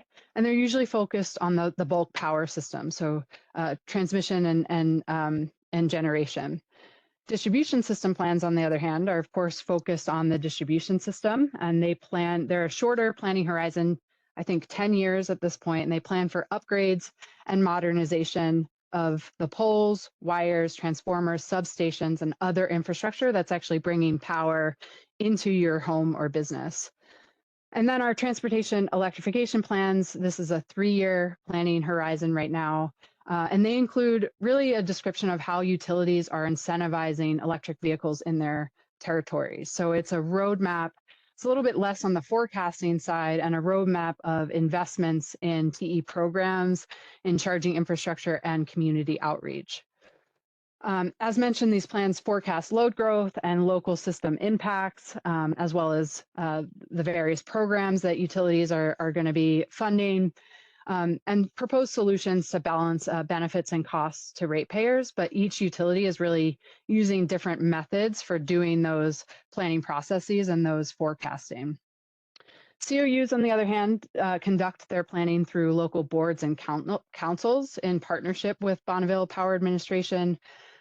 So they plan for future resources and energy procurement contracts, as well as upgrades to their electricity distribution systems. I'll mention just a little plug for an ODO program here. We also support COUs as they plan for EVs in their territories through our consumer-owned utility EV mapping project. This is an opportunity for COUs to work with us. We use distribution system data provided by utilities and then vehicle registration data from ODOT. And we'll create a map for utilities that shows the general location of where EVs are charging on their system. So that can also help COUs with some of the planning. COUs typically have fewer resources, of course, than investor-owned utilities. So that is an opportunity available to them. Next slide. So there are many ways utilities can think about minimizing the impacts from electric vehicles on the grid. We just talked about TE planning. That's obviously an important part of it. If that process is sort of used proactively, utilities can also consider different rate designs for incentivizing how and when vehicles charge. We've heard a little bit about that from Jason today in terms of demand charges and getting on a different rate schedule that's more conducive to charging for medium and heavy duty vehicles. There's also demand response and managed charging programs, and then of course a vehicle to grid. These are all types of solutions. We're not talking about solutions today, but I just want to give a sense of where we are with these types of programs, because I think that we're still in the very early stages. So there are a lot of barriers that are relevant and potentially the reason why we don't see a greater uptake of these types of programs in Oregon right now. PGE, and please, utilities on the call, correct me if I'm wrong with any of this information, but PGE is the only utility that I know of right now in Oregon that has an active managed charging program, which basically means the utility or PGE has some amount of control over that charging schedule. It's not just based on the consumer if they decide to opt in. Of course, they can always opt out of any scheduled event, but if they're part of the program and they don't opt out, then the utility is controlling that charging schedule. As of 2023, PG had about 4,500 customers participating, or about 7.2% of the EV drivers in their territory. It's a relatively new program, so they do have a goal of increasing that participation to 7,000 customers with a 2.6 megawatt target in terms of flexible load by the end of the year in 2025. Pacific Power is an example of a different type of program with their time of use rates for EV drivers. This is basically using rate design to incentivize when drivers charge. So you'll have higher rates at times of peak demand and lower rates when demand is low. To hopefully, as I said, incent the shift of charging and other loads from periods of high demand to low. Last year, they had 800 EV drivers participate. And I'll mention they are planning to launch a new frequency demand response program in 2025, which will be slightly different than just that time of use rates, but doesn't quite go as far as that active managed charging. Now, I've been told that Kate, you have your hand raised, so please jump in and correct me if I was wrong on any of this information. Yeah, maybe just to add a little bit of color. My name is Kate Hawley, Pacific Core Transportation Electrification Lead. But the new frequency demand response program is actually a version of a managed charging program. It's just actually doing short stops of when those vehicles would charge on the grid, and then kind of getting the value of what would be a frequency response instead of a load shift. Just to note, we are doing some analysis on our current portfolio, and preliminary data has shown that about 75% of charging light duty vehicles actually already occurs off peak. So this is from all the programs that have been or ports enabled through our programs. So we're already seeing a significant amount of that charging already occurring off peak, which is just something to note. So just wanted to share that. I appreciate that, Kate. And that's not a result of any of your your time of use rates. That's just happening naturally. Is that right? It's probably a combination, right? So we Okay. do require you to be on a time of use rate if you receive a standard rebate as Okay. part of one of our rebate programs, and that itself has shifted a significant amount of that load, but also a lot of folks are shifting and just naturally charging at that off-peak time. Great. Thank you. All right. If I don't see any other hands raised, so we can move on. This is basically just moving into our next brainstorming activity. So I want you to think about current barriers to cost-effective and timely build-out of charging infrastructure, operating EVs as a flexible load, and barriers to utility upgrades. And again, where is additional data or information needed to overcome these barriers? These questions are repeated on our Miro board. And with that, I'm going to ask Edith to stop sharing and Josh to pull up the Miro board and turn things back over to you all and Jessica. Thanks, Jillian. Great overview. As you're diving into this, I think we all know the drill at this point. Get a sticky note and start populating. I did want to flag a question that Ingrid had put in the chat during Jillian's discussion, which really got to do we know what the impact of what's happening at BPA due to new federal guidance will have on our utility landscape? Especially in terms of costs and ability to have sufficient access to electricity. And I think the answer to that question is no, we don't know. There's a lot of uncertainty there. And she threw a sticky note into the other category, which I thought was a great place to put that. But certainly there are concerns around what the implications for those changes might be with electricity. And so I just wanted to flag that that's in there. But if you have more specific information about concerns that you have, feel free to add to that. So I think, Jillian, are we going to do 8 minutes on this one as well? Great. So I'm going to have Josh. Great. Yep.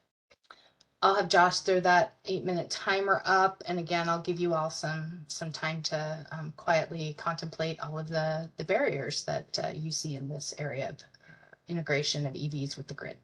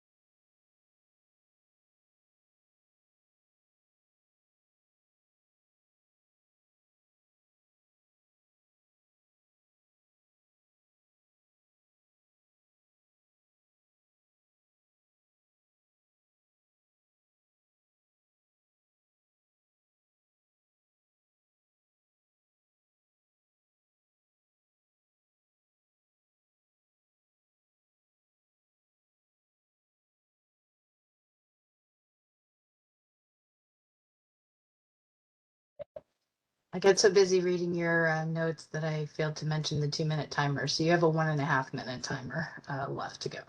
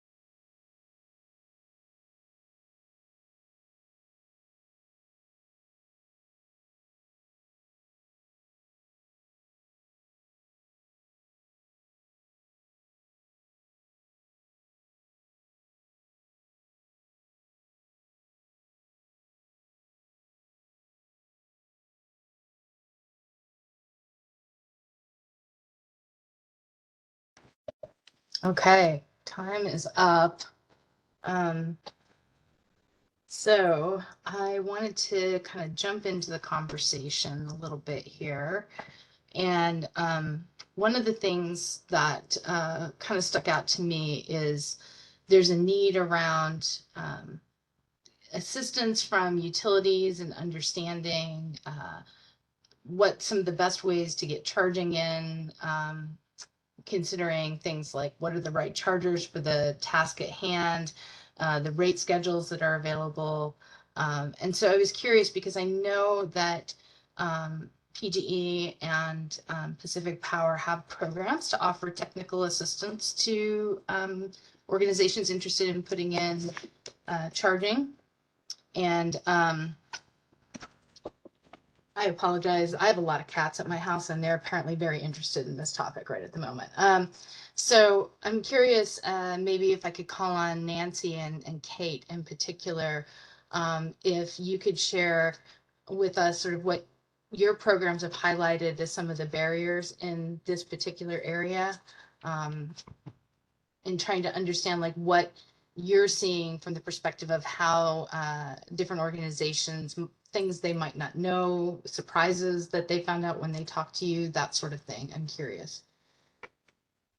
I don't know that I have a good answer for you right now. I know, we do have a whole fleet charging program at PGE. We work with a lot of different types of fleets, garbage trucks, semis, box trucks, school buses, transit, delivery. So we are sort of like working in all these different planning spaces. And I think what I've heard from our team, but I could definitely go back and kind of get a little more information from them about that. But just that, it's the lead time. It's like being able to get in and plan ahead, because if they're going to need sort of system upgrades, having enough time and lead time and like figuring out the cost of that, if it requires, I think that's where, if this is going to require larger system upgrades, then that can become a barrier. So I think one thing we've observed is that a lot of fleets don't have experience working with utilities.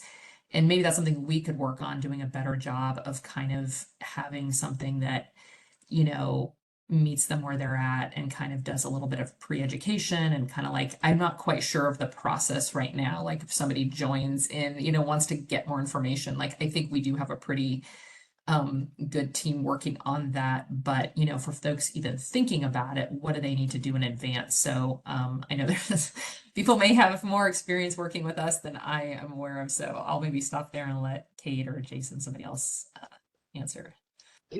Before I hand it over to Jason, I just want to flag, because I'm a firm believer in sharing positive feedback. Michael from Clean Cities said that the PGE Fleet Partner Program is fabulous. And I have also heard nice things about the program. So just wanted to share those kudos.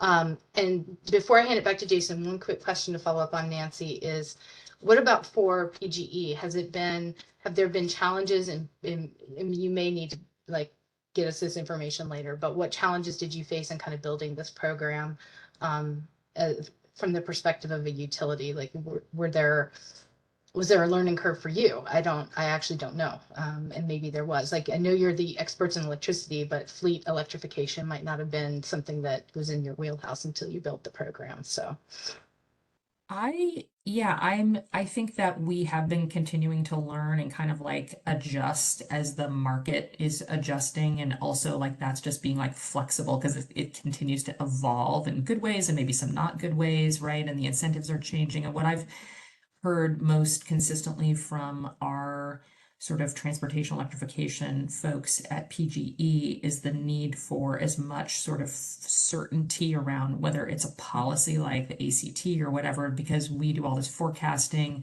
and we plan for system upgrades, and we can't really like turn on a dime. I mean, everything takes like tremendous capital planning, and it's really expensive. And if there's transmission upgrades or, that's further down the road, but I do think there's a lot that I hear from them about as much sort of advanced planning. I think they might get frustrated that things don't work, they don't go as fast as people might want at the utility, but we're just like a big behemoth that's trying to like respond to a lot of changing dynamics and plan ahead of things, but not overbuild in the wrong places. And so that's just like a constant tension, I would say, for us.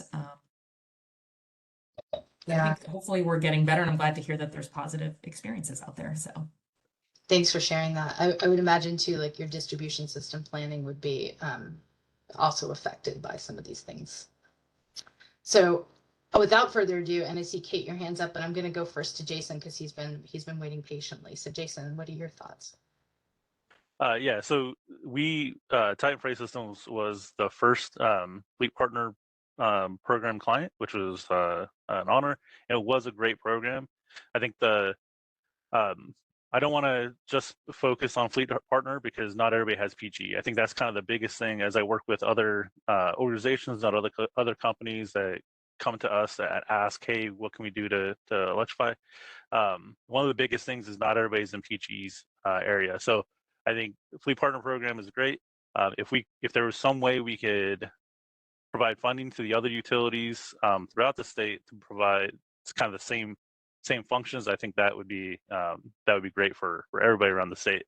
But the whole process really started with the design and the planning. The planning really comes to where we have to identify what our operations are. When are our trucks down and our vehicles down, ready, available to charge?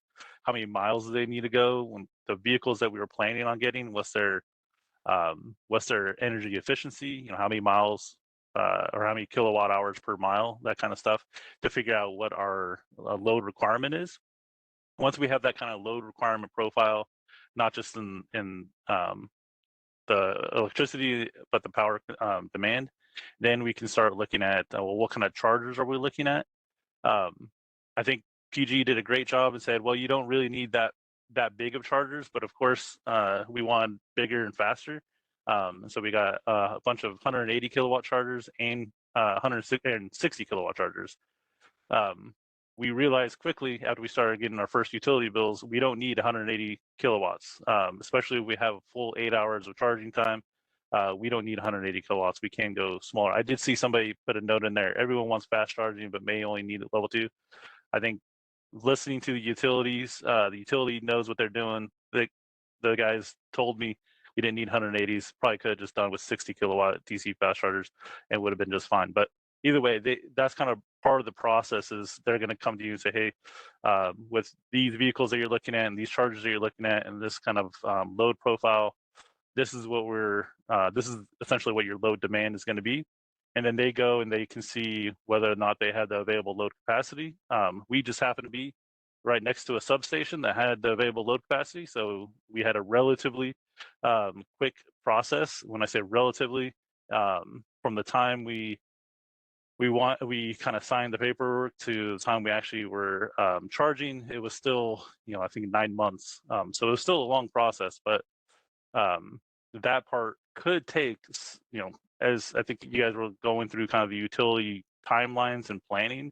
I think the shortest timeline and horizon was like 3 years for that transportation electrification, and that's really what you have to think. That's just for a small project. If you have the bigger projects, those are going to be a lot longer of a horizon, unless you have the money, I'm assuming. But either way, so once you get that project, I think a big part that a lot of people are missing is it's not just paying for the chargers. You have that make-ready infrastructure cost, and so that's to get from the power line to your panel, right? And that's a big cost for us. That was about $500,000. I think it was like $400,000. And so that's a cost that you have to consider with the construction, with the electricians, and all that kind of stuff. That's just to get the pads laid down for your transformer, for your panel and your meter, for your switch vault, all of those different things you have to build. We had to build a retaining wall for the switch vault. And so I think that's a pretty significant cost that a lot of people don't realize, but that's all kind of identified through that planning and design phase with PGE and their fleet partner program. And then we get into the build phase where the contractor is actually working to build everything, and PG helped us out with that. But if you're working with a utility that doesn't have the fleet partner program, you're kind of managing that all on your own.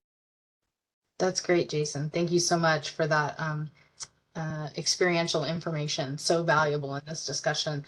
I want to hand it over to Kate, but before you start talking, just know I'm also kind of teeing up Charlie and Juan for their perspectives, coming from a consumer and utilities perspective. So just FYI. Go ahead, Kate. Yeah, great. So just real quick to talk about technical assistance. So we do have a technical assistance program, and that actually is one of our first entry points for any commercial customer if they're investigating what it takes to bring electric vehicle charging to their site. And in there is an estimated kind of cost associated with utility side upgrades. So this year alone, we did over 60 studies. They're at no cost for commercial customers to do this work. And we're planning in our next iteration of our TE plan to actually enhance this program. So there's more kind of hand-holding through the entire energization process. But something to just make aware here, anywhere that's seen significant growth, so I'll say in Central Oregon, for example, even if you're adding, say, 200 kilowatts of need to the site, there may be a requirement to do a system impact study. So because there are some constrained areas on the grid because of data centers and those also being interconnected, we do have to go through a system impact study to ensure that we can connect that. And then that takes time, and then we get more applicable costs associated with that. So just something to consider there. And then we do have a fleet make ready program as well. It looks a little different than PGE's. We don't come in and own and operate all the equipment. We provide a custom incentive to fleet partners to do that work. And that custom incentive is actually changing in calculation in our new TE plan. So we're looking to kind of enable a different type of calculation based on demand versus a dollar amount. So the incentive itself will be more lucrative for fleet customers. So you just have to be electrifying 2 fleets. So we took this approach because we didn't have the ability to come in and own and operate all that capital. So it's just something to think about when we're thinking about different utility structures and what they can do, right? We're not rate basing those capital investments, say, that other entities might be doing. Okay, that's it. Thanks, Kate. I appreciate that. I'm curious if I could follow up quickly on one question, which is for the system impact study. I probably got that wrong. Is that the right terminology? No, that's correct. Yep. For that study, when you all are doing that, do you look at more than just what that project needs, or is it like in consideration of other things that you know as a utility are likely to come along? So for example, you mentioned data centers.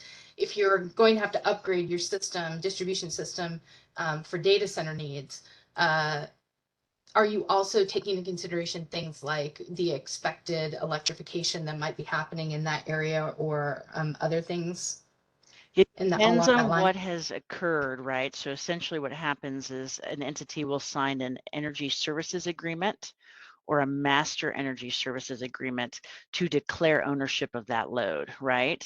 And so when that load is identified, that person then has a claim on that load. And so then they've reserved that amount, right? And there's a cost associated with that. And that then is then part of the whole load planning process, in which we will then say, okay, 17 data centers have MESAs with us. And then that then gets calculated into how we go through our impact study evaluations. So it's all a part of the process and where it is. What we can do is what we call is like a pre-feasibility, where we look at a very high level, kind of like a 2-hour desktop review. And we say, okay, well, this site is going to have major upgrades needed, most likely. We usually can't give a cost associated with that, but once that's completed, we often recommend choosing a different site. Major upgrades usually have a substation influence there going on. Great. Thanks, Kate. I appreciate that additional information. Yeah. So I'm going to pass it over to Ingrid and get the perspective from someone who works for the city of Portland. Go ahead, Ingrid. Sure. Yeah. So just a need that I wanted to point out that relates to this topic area is really, and we were doing this a little bit like about 5 years ago, but I think we probably need to re-up this is, how do we tackle the high costs and complexities involved with installing DC fast charging for a variety of different businesses and agencies. And in order to decrease the amount of energy needed and all of the different projects, by having each business and industry put in DC fast charging for themselves, I think the facilitating a partnership between businesses and agencies that need, high speed charging infrastructure could be really valuable to really kind of map out like, where is the infrastructure needed? Where is their 3-phase power? And how can we collaborate to meet the needs of several different agencies with one kind of siting of DC fast charging? So I think that it would be great to see more of that, or kind of see that be re-upped again. And then the other piece I think is just kind of really underestimated is the ability for level 1 charging to cover a lot of our light duty vehicle needs. And I know we're not supposed to be going to solutions, but I think part of this, like how it relates to barriers, is cost and access to light duty and utilities, right? So it's better for the load to really have utilities be able to facilitate and remind people that level 1 charging is a really, for most people, at least for light duty, it's actually sufficient, and it costs less and it takes less energy. And how do we build out more level 1 charging, and what is the utility's role in encouraging that among residential areas? Thanks, Ingrid. I appreciate that. I think both of those are very solutions Yeah, facing. sorry. You're like me, it's hard to stay in the barrier space. But they link to issues that are barriers. Yeah. Definitely costs and accessibility are the two things that I was hearing there, and planning needs was the other. So thank you, Ingrid, appreciate that. So I did want to flag, Kate, your hand is up, and I don't know if that was remaining from previous or if there's some, okay, great. So I did want to ask one final question before we move into our last subject, which was really to talk with hopefully Juan and Charlie about your experiences in helping organizations with medium and heavy duty charging infrastructure in your service territory. So I think I'll call on Juan first if you are able and would like to come off mute to talk about your experiences in that area and what challenges you see, especially trying to understand this from a consumer and utility perspective would be really helpful. And if Juan's not available, then I think Charlie, I'd love to hear your input as well. Yeah, hi, good morning. This is Juan with eWeb.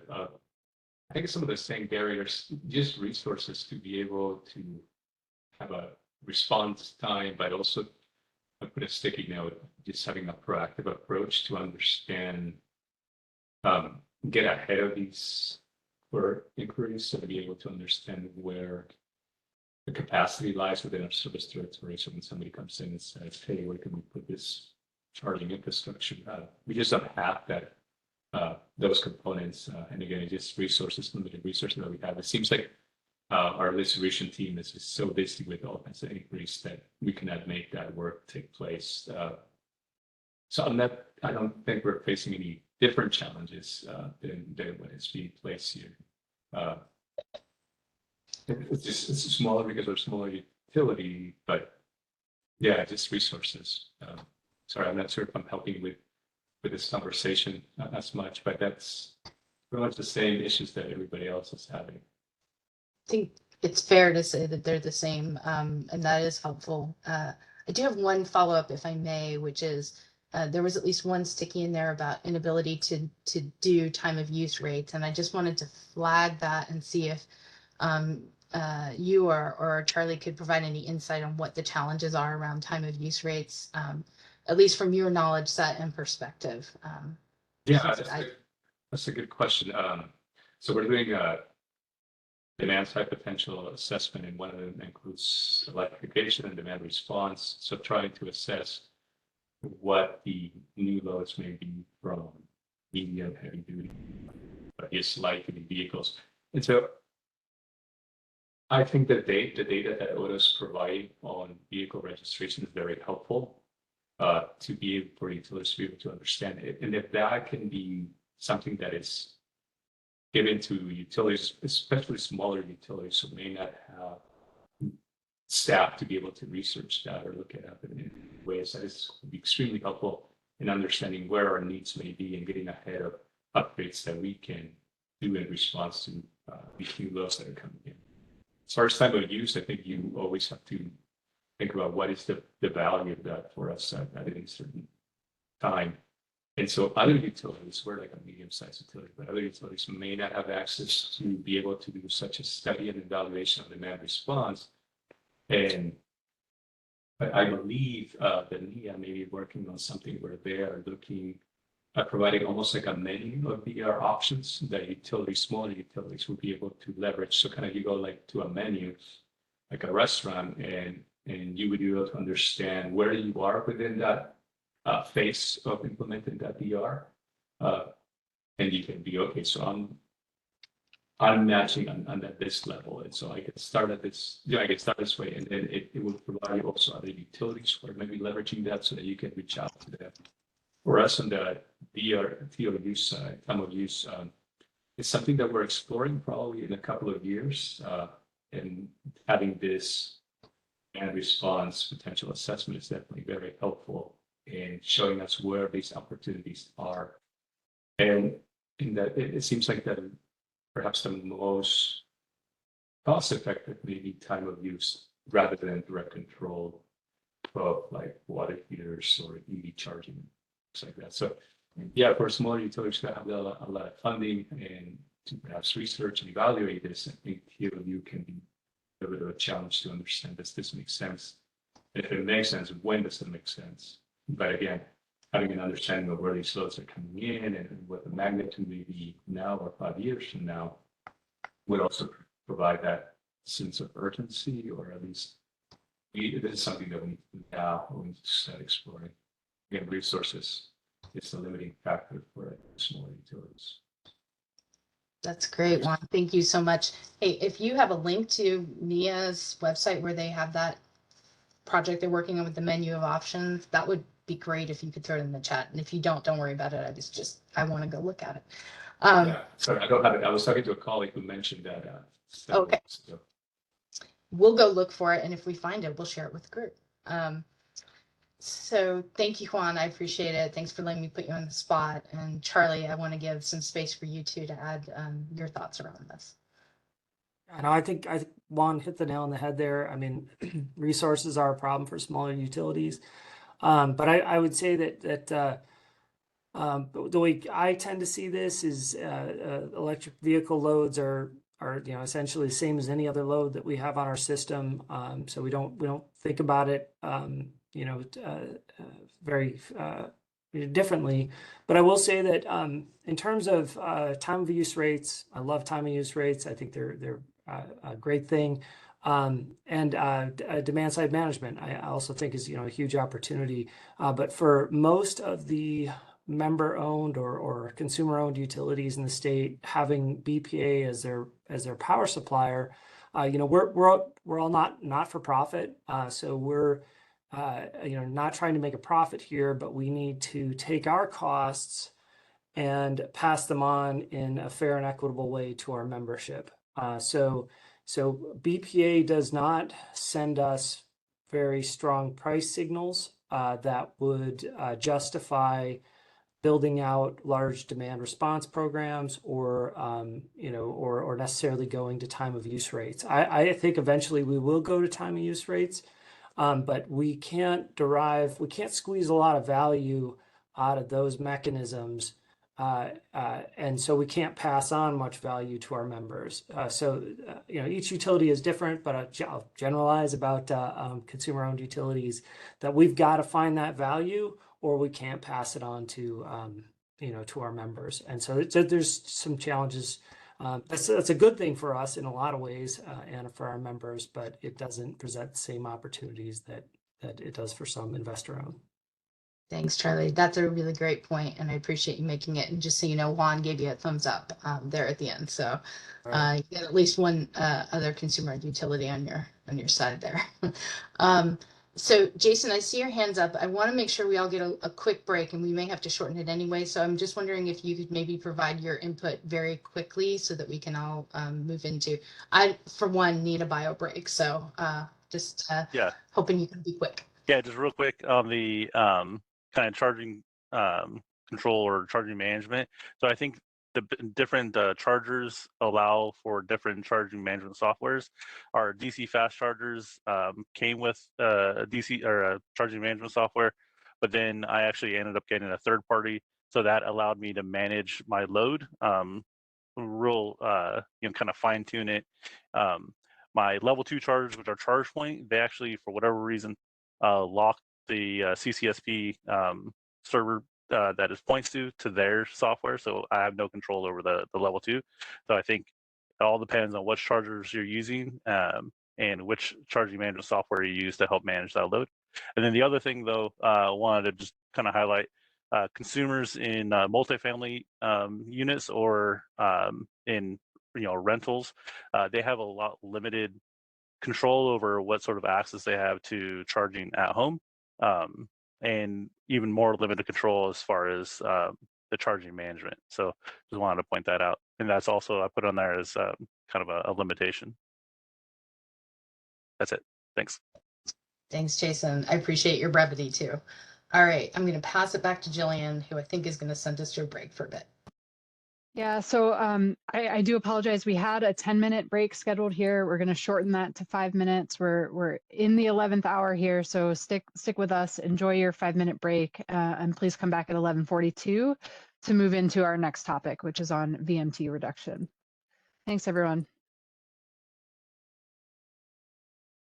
We're going to get started just to make sure we have enough time for our VMT reduction discussion, which is super important. So let's go to the next slide, Edith. All right, so again, a reminder of our third key finding from the energy strategy modeling. It's that reducing vehicle miles traveled reduces system-wide energy demand and costs for maintaining and upgrading the electric grid. Next slide.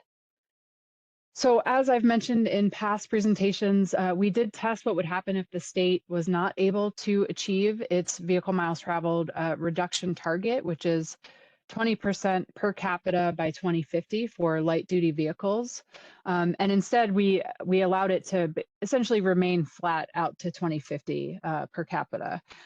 So the modeling found that removing these assumed improvements in VMT increases energy demand, and it actually increases it by more than either of our slower electrification scenarios. And this drives up costs by approximately $22 billion over the next 25 years. So it was our second most expensive sensitivity or scenario, and that's indicated here in the second line down, which is sort of that orange, that dark orange color. It's not completely surprising, right? If we drive more as a state, we need more energy. That means higher costs as we build out the energy sector to meet that increased demand. One really important caveat here is that the model does not include the costs of certain types of investments that will be required to actually achieve those VMT reductions. So we're not building in expansion of the transit system or costs for upgrading and connecting biking and walking infrastructure. So really the results here are better viewed as putting a value on the VMT reduction measures rather than providing cost savings. Next slide. So I'm going to run through these pretty quickly again, just to make sure we have time for that discussion. But I wanted to give a little bit of background on Oregon's VMT reduction targets.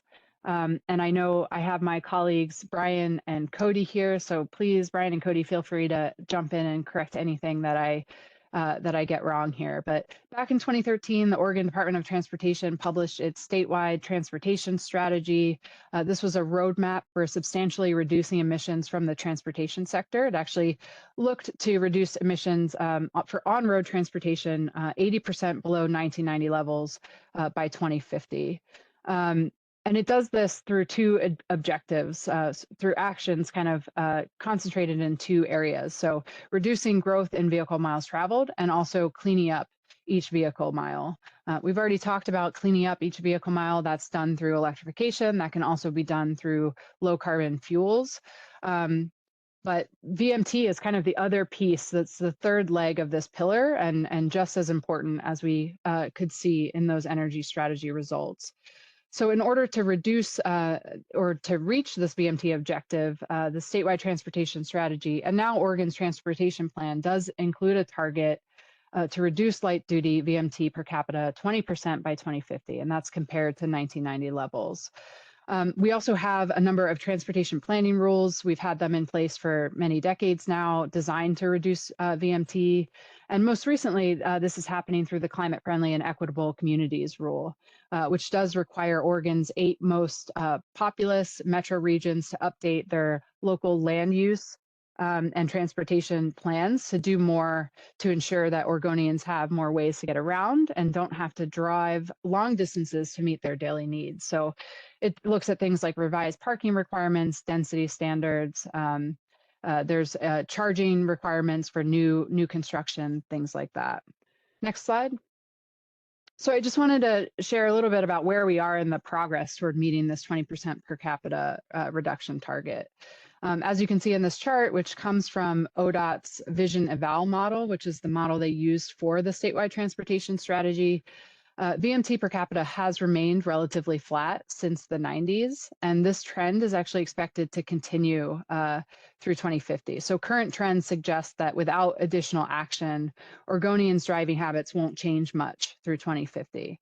So more action is, of course, needed to reduce how far and how often people drive. With that, we're ready to move into our third brainstorming. So these are the questions that are sort of prompting questions, but of course, you can kind of write whatever comes to mind. What are the barriers preventing people and businesses from driving less? What are barriers to building out transit, biking, and walking infrastructure? Are levels of investment sufficient? What are barriers to implementing land use and transportation planning policies that encourage less driving, like CFAC or climate friendly and equitable communities? And as always, what additional data or information would be useful to overcome these barriers? So now we're going to navigate back to our Miro board. I'm going to ask Josh to pull that up. And somebody, I think, has their sound on, so I can hear an echo. It sounds like it went away. Lewis, I see you have your hand up. Do you want to jump in before Jessica gets us started on this brainstorming exercise? Yeah, thanks for, I know you're watching the time. I just had a question, maybe just something for the file. Has there been any consideration to using the term maybe transportation VMT efficiency rather than transportation VMT reduction? And just briefly, there's sort of a sensitivity to some of these terms because of, like if you said economic reduction, you know, sometimes it could sort of suggest the wrong thing to people. So it's really just a question. I don't think you all need to respond right away. I just want to put that question out there. So thank you. I appreciate that, Lewis, and I'll say that, yeah, we have definitely gotten feedback that like framing VMT reduction as an efficiency measure is kind of the right framing for that, because that is what it is. And I'll say, to your point, I think that that's a valid barrier in terms of, you know, cultural norms and cultural expectations. So if you don't mind kind of dropping that onto the board, I think that that's a great flag. Thank you. So thank you, Jillian, for that introduction. I'm going to go ahead and get us started. I think you will know what you're doing and how to do it. So Josh, why don't you go ahead and start the 8 minutes counting down, and I will be quiet for the majority of that time.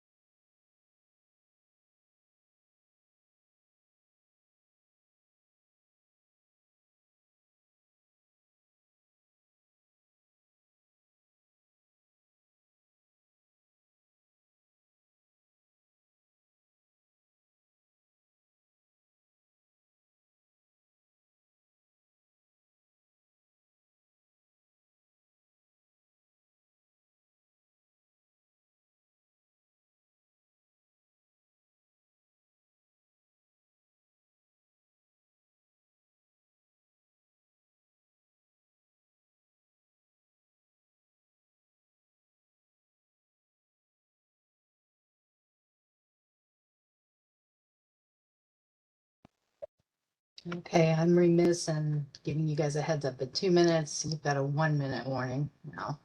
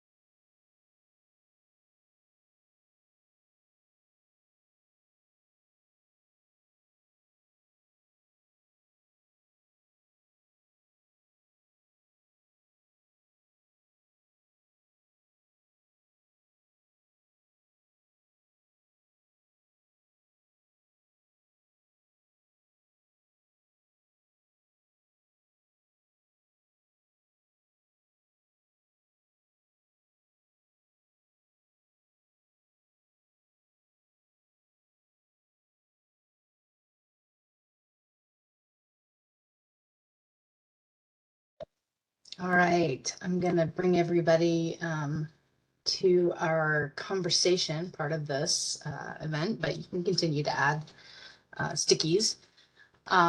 So there was one sticky that really popped out at me that I just was hoping somebody could provide clarification on, which is, I think it said usurping land use processes for targeted industries. Could someone jump in on that and give us sort of their context around that concern? Yeah, go ahead, Brett. Yeah, that was me. From a past life when I was closer to 1,000 friends, I was tracking more land use stuff, but there have been gradual erosion of some of the processes around land use controls, particularly for targeted industries. Thinking particularly about semiconductor manufacturing in the last go around, I think that was SB4, if I'm not mistaken.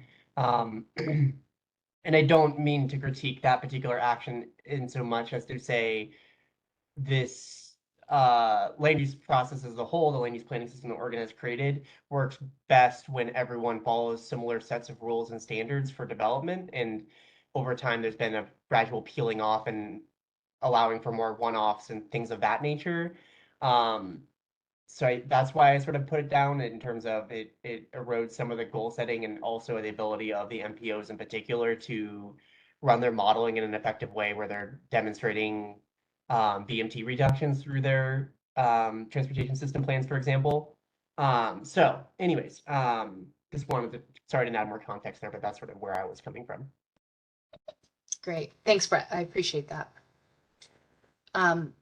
Okay, so I'm going to move to a little more discussion around transit and whether or not, I guess to frame up the conversation, the way that I understand it is there's always this tension between electric vehicle adoption and encouraging people to take transit more often.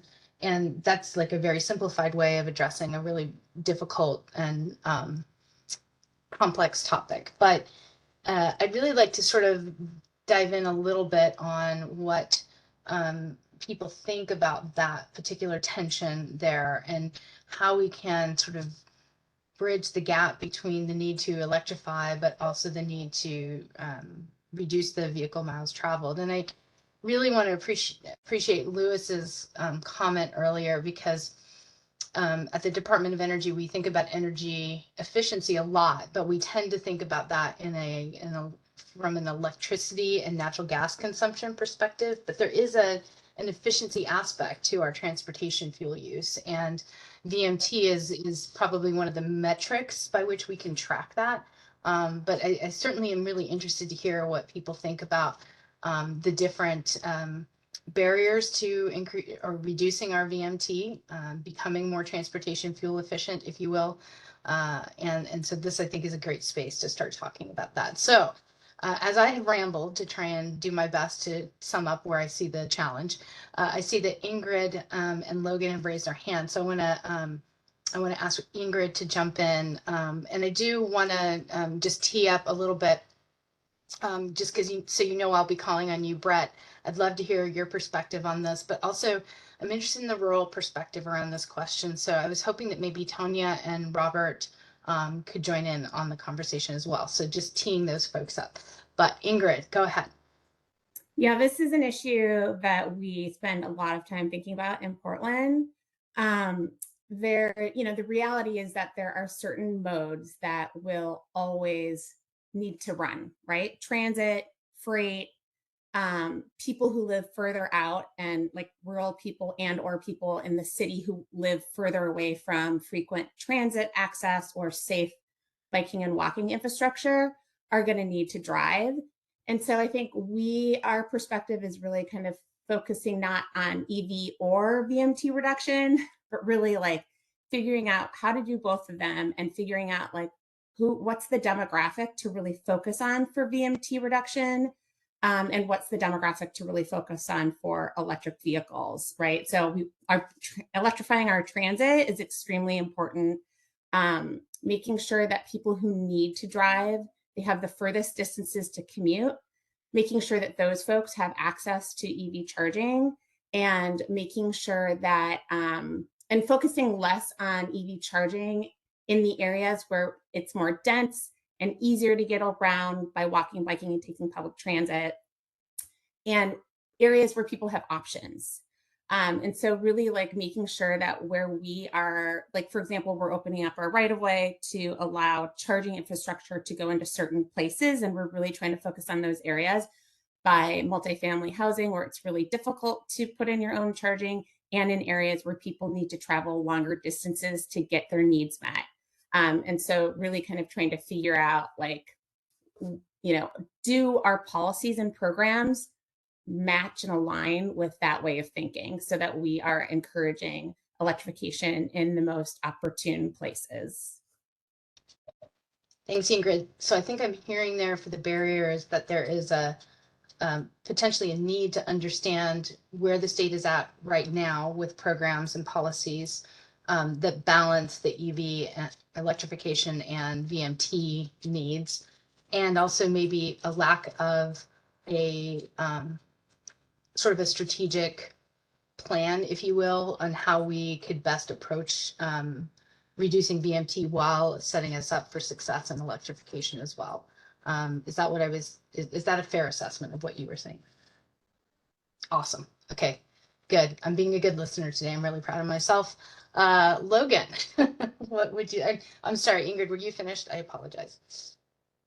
Oh, I was just going to say we did kind of like a data analysis of like, well, where are the people who are driving the longest distances to get to work, right? And mapping that out along with where does frequent transit exist? Like, I think really having like a spatial knowledge of where these things are is really helpful.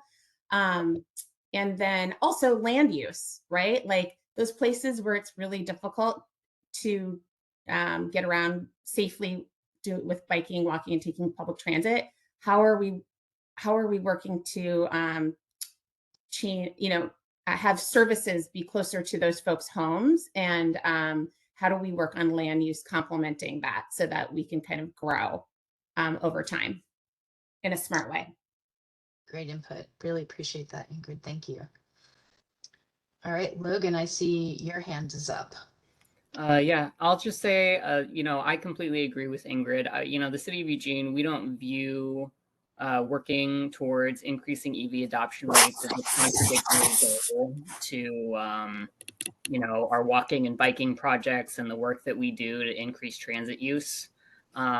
Both goals are really, work in tandem to push the city of Eugene towards our sustainability goals. And I'll also say that we view electric micromobility options like e-bikes and e-scooters as kind of like a bridge between sort of those two demographics, the folks who have historically been really into active transportation trips and folks who are more driving oriented and historically have been,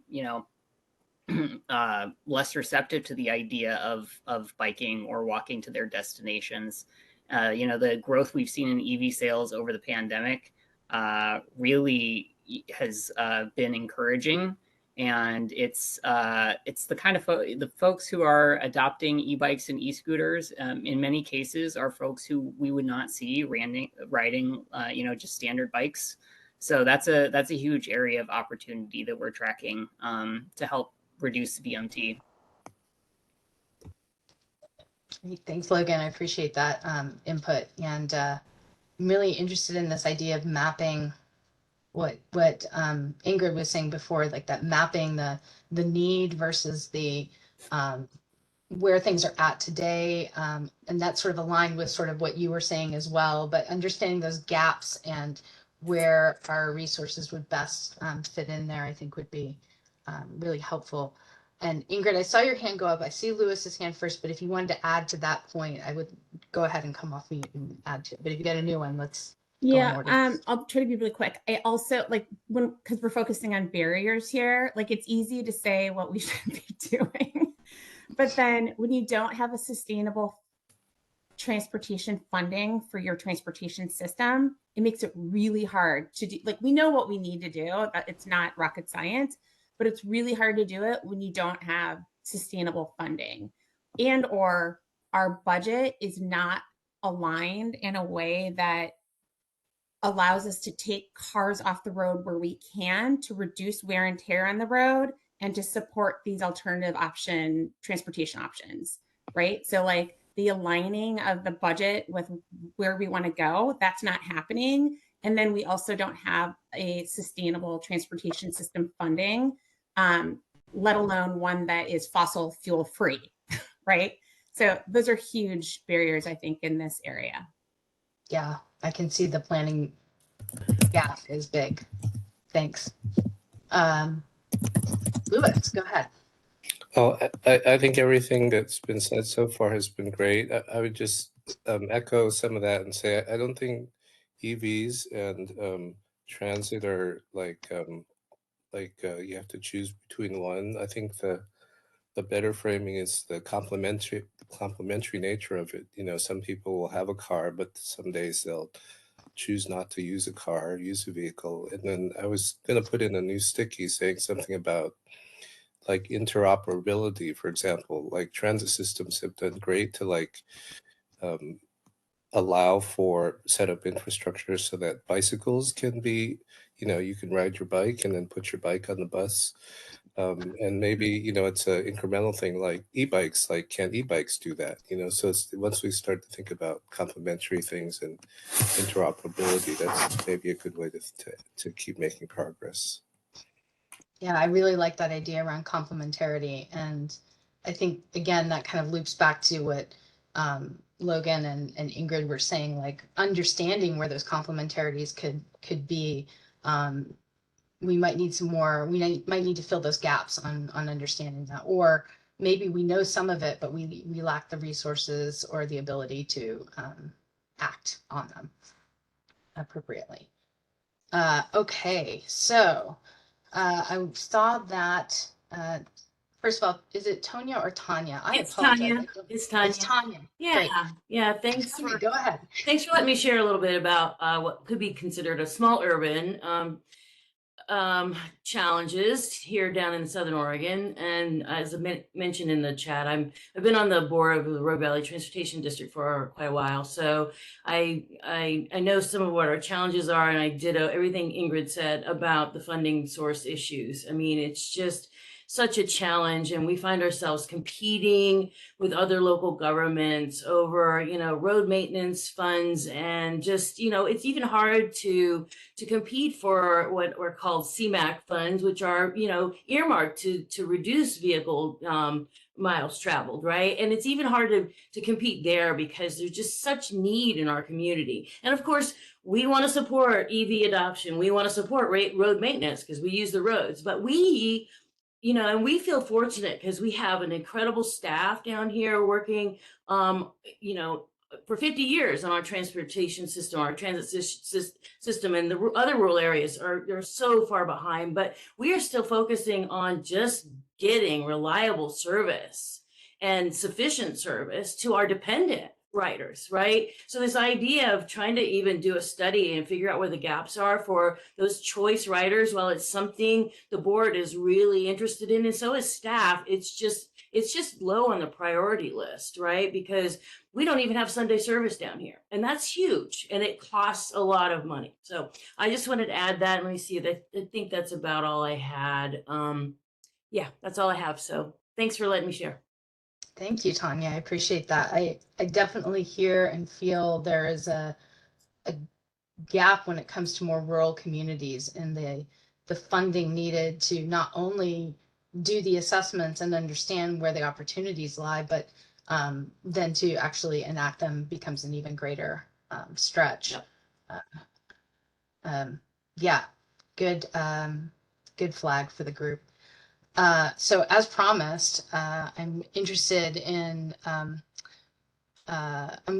whether or not Robert, if you've got some perspectives on rural VMT reduction that you might find that might be interesting to share with the group.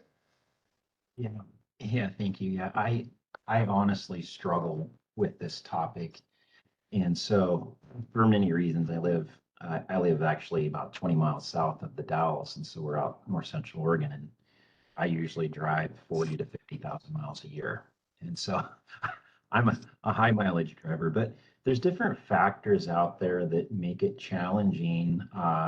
In the Dalles, for example, in the last couple months, our Staples office supply is closing, Joann's Fabrics closing, the movie theater closed. So we have to then drive, if we want those products or whatever, a lot of times into the Portland area. Costco is 100 miles from my house. And so things aren't necessarily getting more favorable to reduce the miles driven in some of these areas.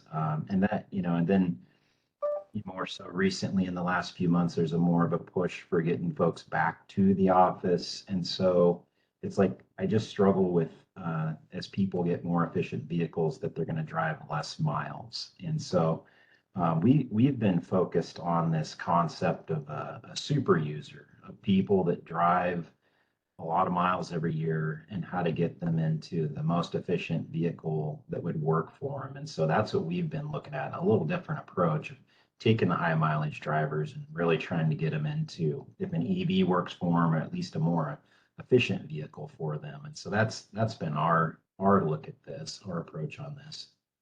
But we have to drive anywhere. My kids in sports, high school football season, and I think our mileage just for our football year was 2,600 miles. And so, I mean, it just, we drive all over the state. So it's challenging when we talk about reduced miles, I guess, for my area anyways. Thanks, Robert. I really appreciate that input. And it makes me wonder if another barrier is maybe thinking through where VMT reductions are. I think in everything that we do, we have to think about what's the biggest bang for our buck, while taking into consideration like who's benefiting and who's not benefiting.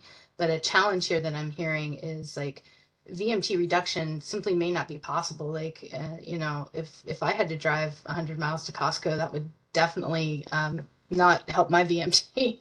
So I'm just hearing that there's maybe we need a better understanding. There's a barrier, but a better understanding about where VMT would be most effective. And to that end, I see that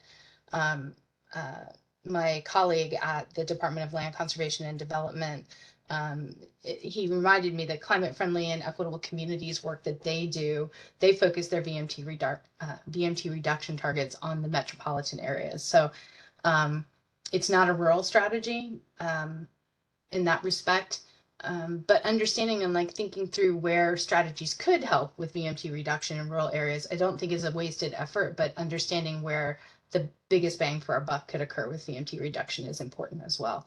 I think that's what I'm hearing. Please, anybody jump in if I mischaracterize that. I see Brett has his hand up next, followed by Ingrid. And I'm just going to give a brief time check. I think we've got about 6 more minutes left. So just keep that in mind as we move through all these discussions. Go ahead, Brett.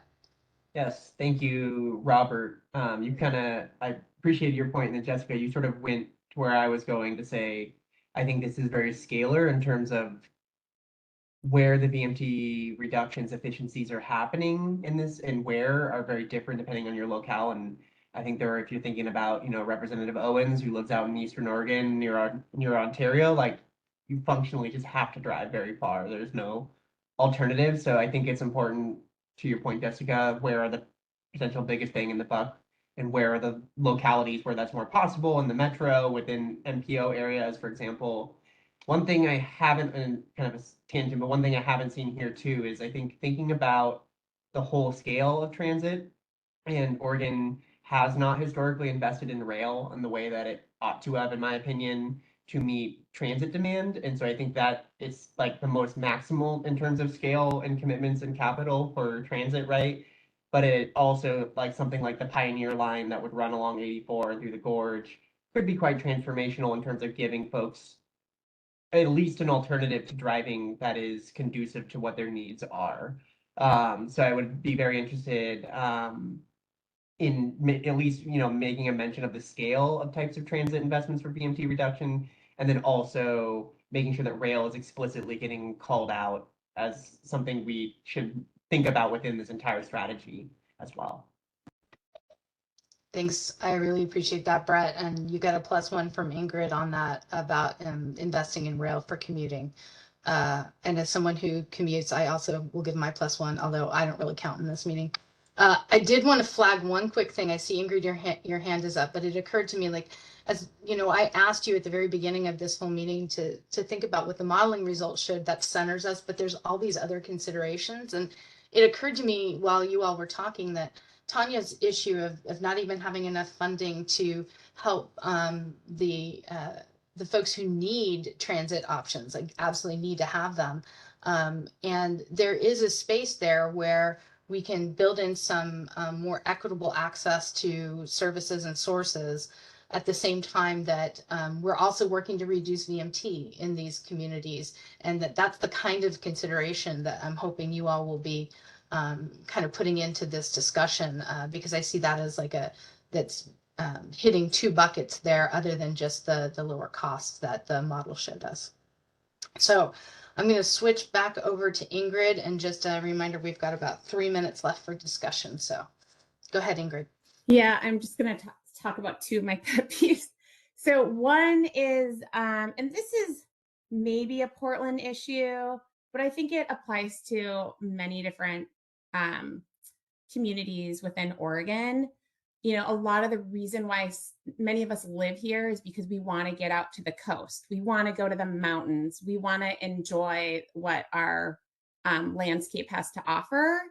And, in many ways, it's difficult to do those things without a vehicle, right? Like you're bringing your dog, you're bringing your canoe, you're bringing your paddleboard. Like it's hard to, and a lot of times in Portland, people own cars because of that. They're like, oh, I can get around, but I need to have a car because I want to go out and do all these things. This is why I live here. And so I feel like really working on trying to figure out an efficient way to get people to these places that we know people go to a lot, like the coast, the mountain, the vineyards, right? And trying to figure out, like, how do we get them there with the things that they need? And maybe it's like something similar to the national parks where they limit, they're trying to reduce wear and tear on on the environment in those parks. And so they're limiting vehicle use in certain areas, and then they're transferring people to buses and other things to commute.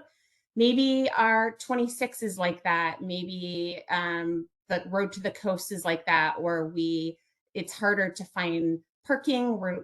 I don't know. There's different ways to incentivize people to use it, but I think one of the biggest ways is frequent service, right? Frequent and cheap and easy service to be able to get to the places that you need and to be able to bring the things that you need to bring.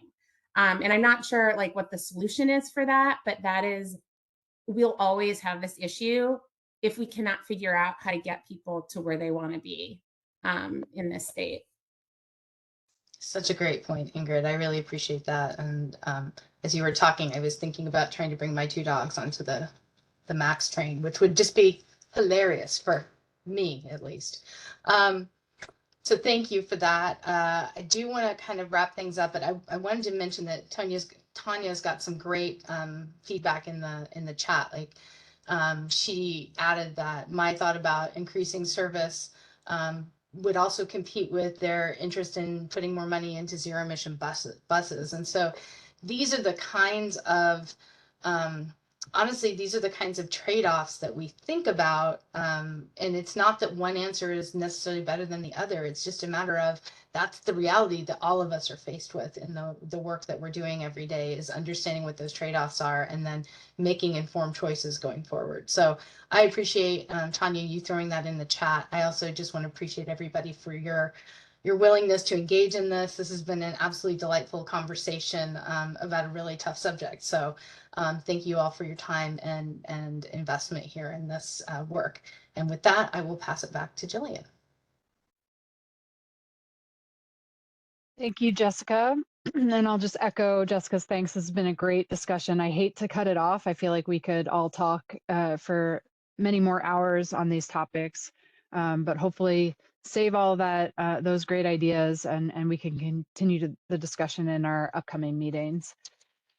So we are going to be closing down our Miro board after this meeting, but I just want to make sure there's definitely still an opportunity to contribute. We've already talked with a few participants who couldn't make it today or had to drop off early. They'll be emailing me comments directly, so you're welcome to do that as well if you have additional thoughts. We also have our public comment portal, of course, and we can drop a link in the chat. I think that's already been done. So you guys have that link and we'll show it here in a few slides as well. So you can go to the next slide, Edith. So I just want to acknowledge our modeling office hours. I want to thank those who did attend. We have had 2 so far, transportation and fuels, and we've had some really great questions. Just a quick reminder here that we do have additional office hours coming up for those who weren't able to attend either of those meetings and who still have questions on the modeling. So we have electricity and transmission this Friday from 10 to 11. Buildings will be next Tuesday, March 11th from 10 to 11, and then environmental justice and equity on March 21st from 10 to 11. These sessions are focused on the topics listed, but we always open the floor up at the end if there's time for questions related to any topic. So again, if you weren't able to attend the transportation office hours and you still have transportation questions or other questions, please feel free to encourage one of these upcoming sessions. Next slide. So just a reminder, we've already talked about this. This is our upcoming schedule for our next working group meetings. We have 2 more meetings as a TE policy group. So that's April 10th and April 30th. And then we'll come together as a plenary with all of the working groups on May 21st. In our next 2 meetings, we're going to continue along our sort of policy framework. We'll move from barriers into solutions over those next 2 meetings. In between these meetings, we have 1 more presentation of results, this time for the complementary analyses. So this is our analysis on air quality, the analysis we're calling the energy wallet, which looks at energy burden for different consumer types in Oregon, and then an update on our jobs analysis. This was originally scheduled for next week on March 13th, so some of you may have that calendar invite. We have to push it back. We're still waiting on results, so we'll be pushing that back. It's looking like early April, so ideally we will be having this before our next meeting so that we can talk about the results in our next meeting, but I will let you know when we set a final date. We're also asking all working group members to attend that session. I think it's scheduled to be about an hour and a half, or listen to a recording so we can bring what we learn from those analyses into our next discussion. All right, next slide. So in terms of what's coming next, my job now is to take all of these really great insights and inputs on barriers that you have all come up with today, compile that and kind of organize it so that we can review it together and maybe categorize some of these things for an easy way to sort of start moving into solutions. So that'll be kind of the first agenda item. We'll be discussing existing policies in Oregon related to our scope, so around vehicle electrification, grid integration, VMT reduction. We'll use that discussion on existing policies to start brainstorming policy gaps and move into strategies to overcome the barriers we've come up with today. We'll also be sharing what we're hearing in other working group meetings, specifically if there's topics that are relevant to our scope. So we'll bring that to the next meeting. And then, as I said, we'll look at a review of these complementary analyses. Next slide. All right, so with that agenda in mind, here's your sort of homework assignment or what I would like you to be thinking about in preparation for our next meeting. So what existing policies are in place that address the barriers that we've talked about today? Where are additional policies or programs needed? What are policy gaps that you want to discuss, and what do we need to understand better? So let's go to the next slide, and I'll just first recognize that I realize there's a lot of information on this slide. We're not walking through everything here, but I've started to compile a list of existing policies related to our working group scope here in Oregon. It's not meant to be exhaustive. I'm sure there are things missing. That's sort of your job, is to take a look. Let me know what's missing.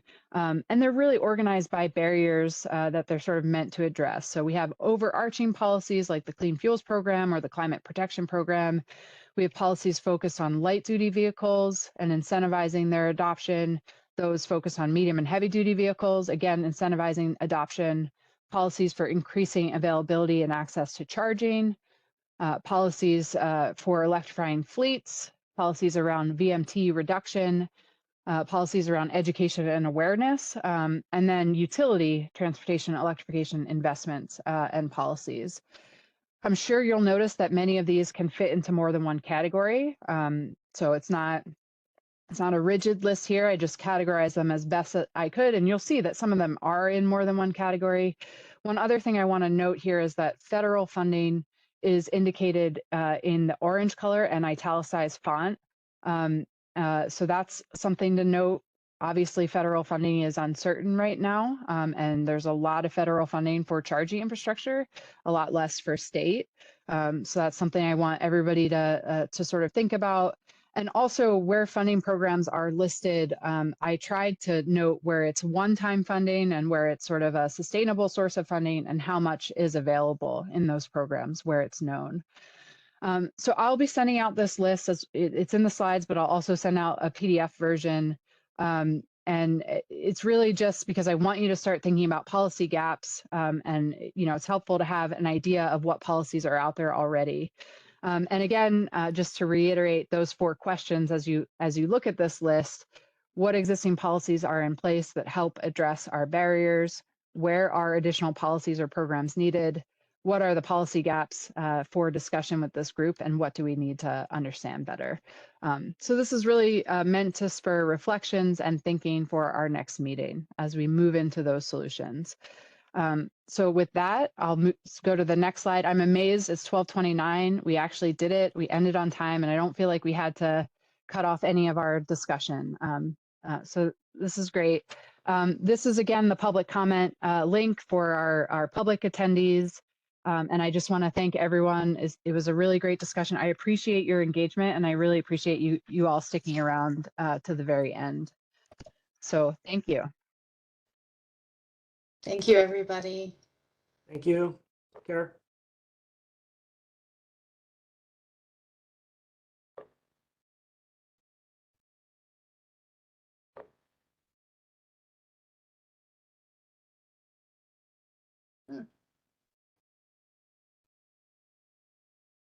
Thanks for sharing that, Tanya. Welcome. Thank you. See ya. Bye.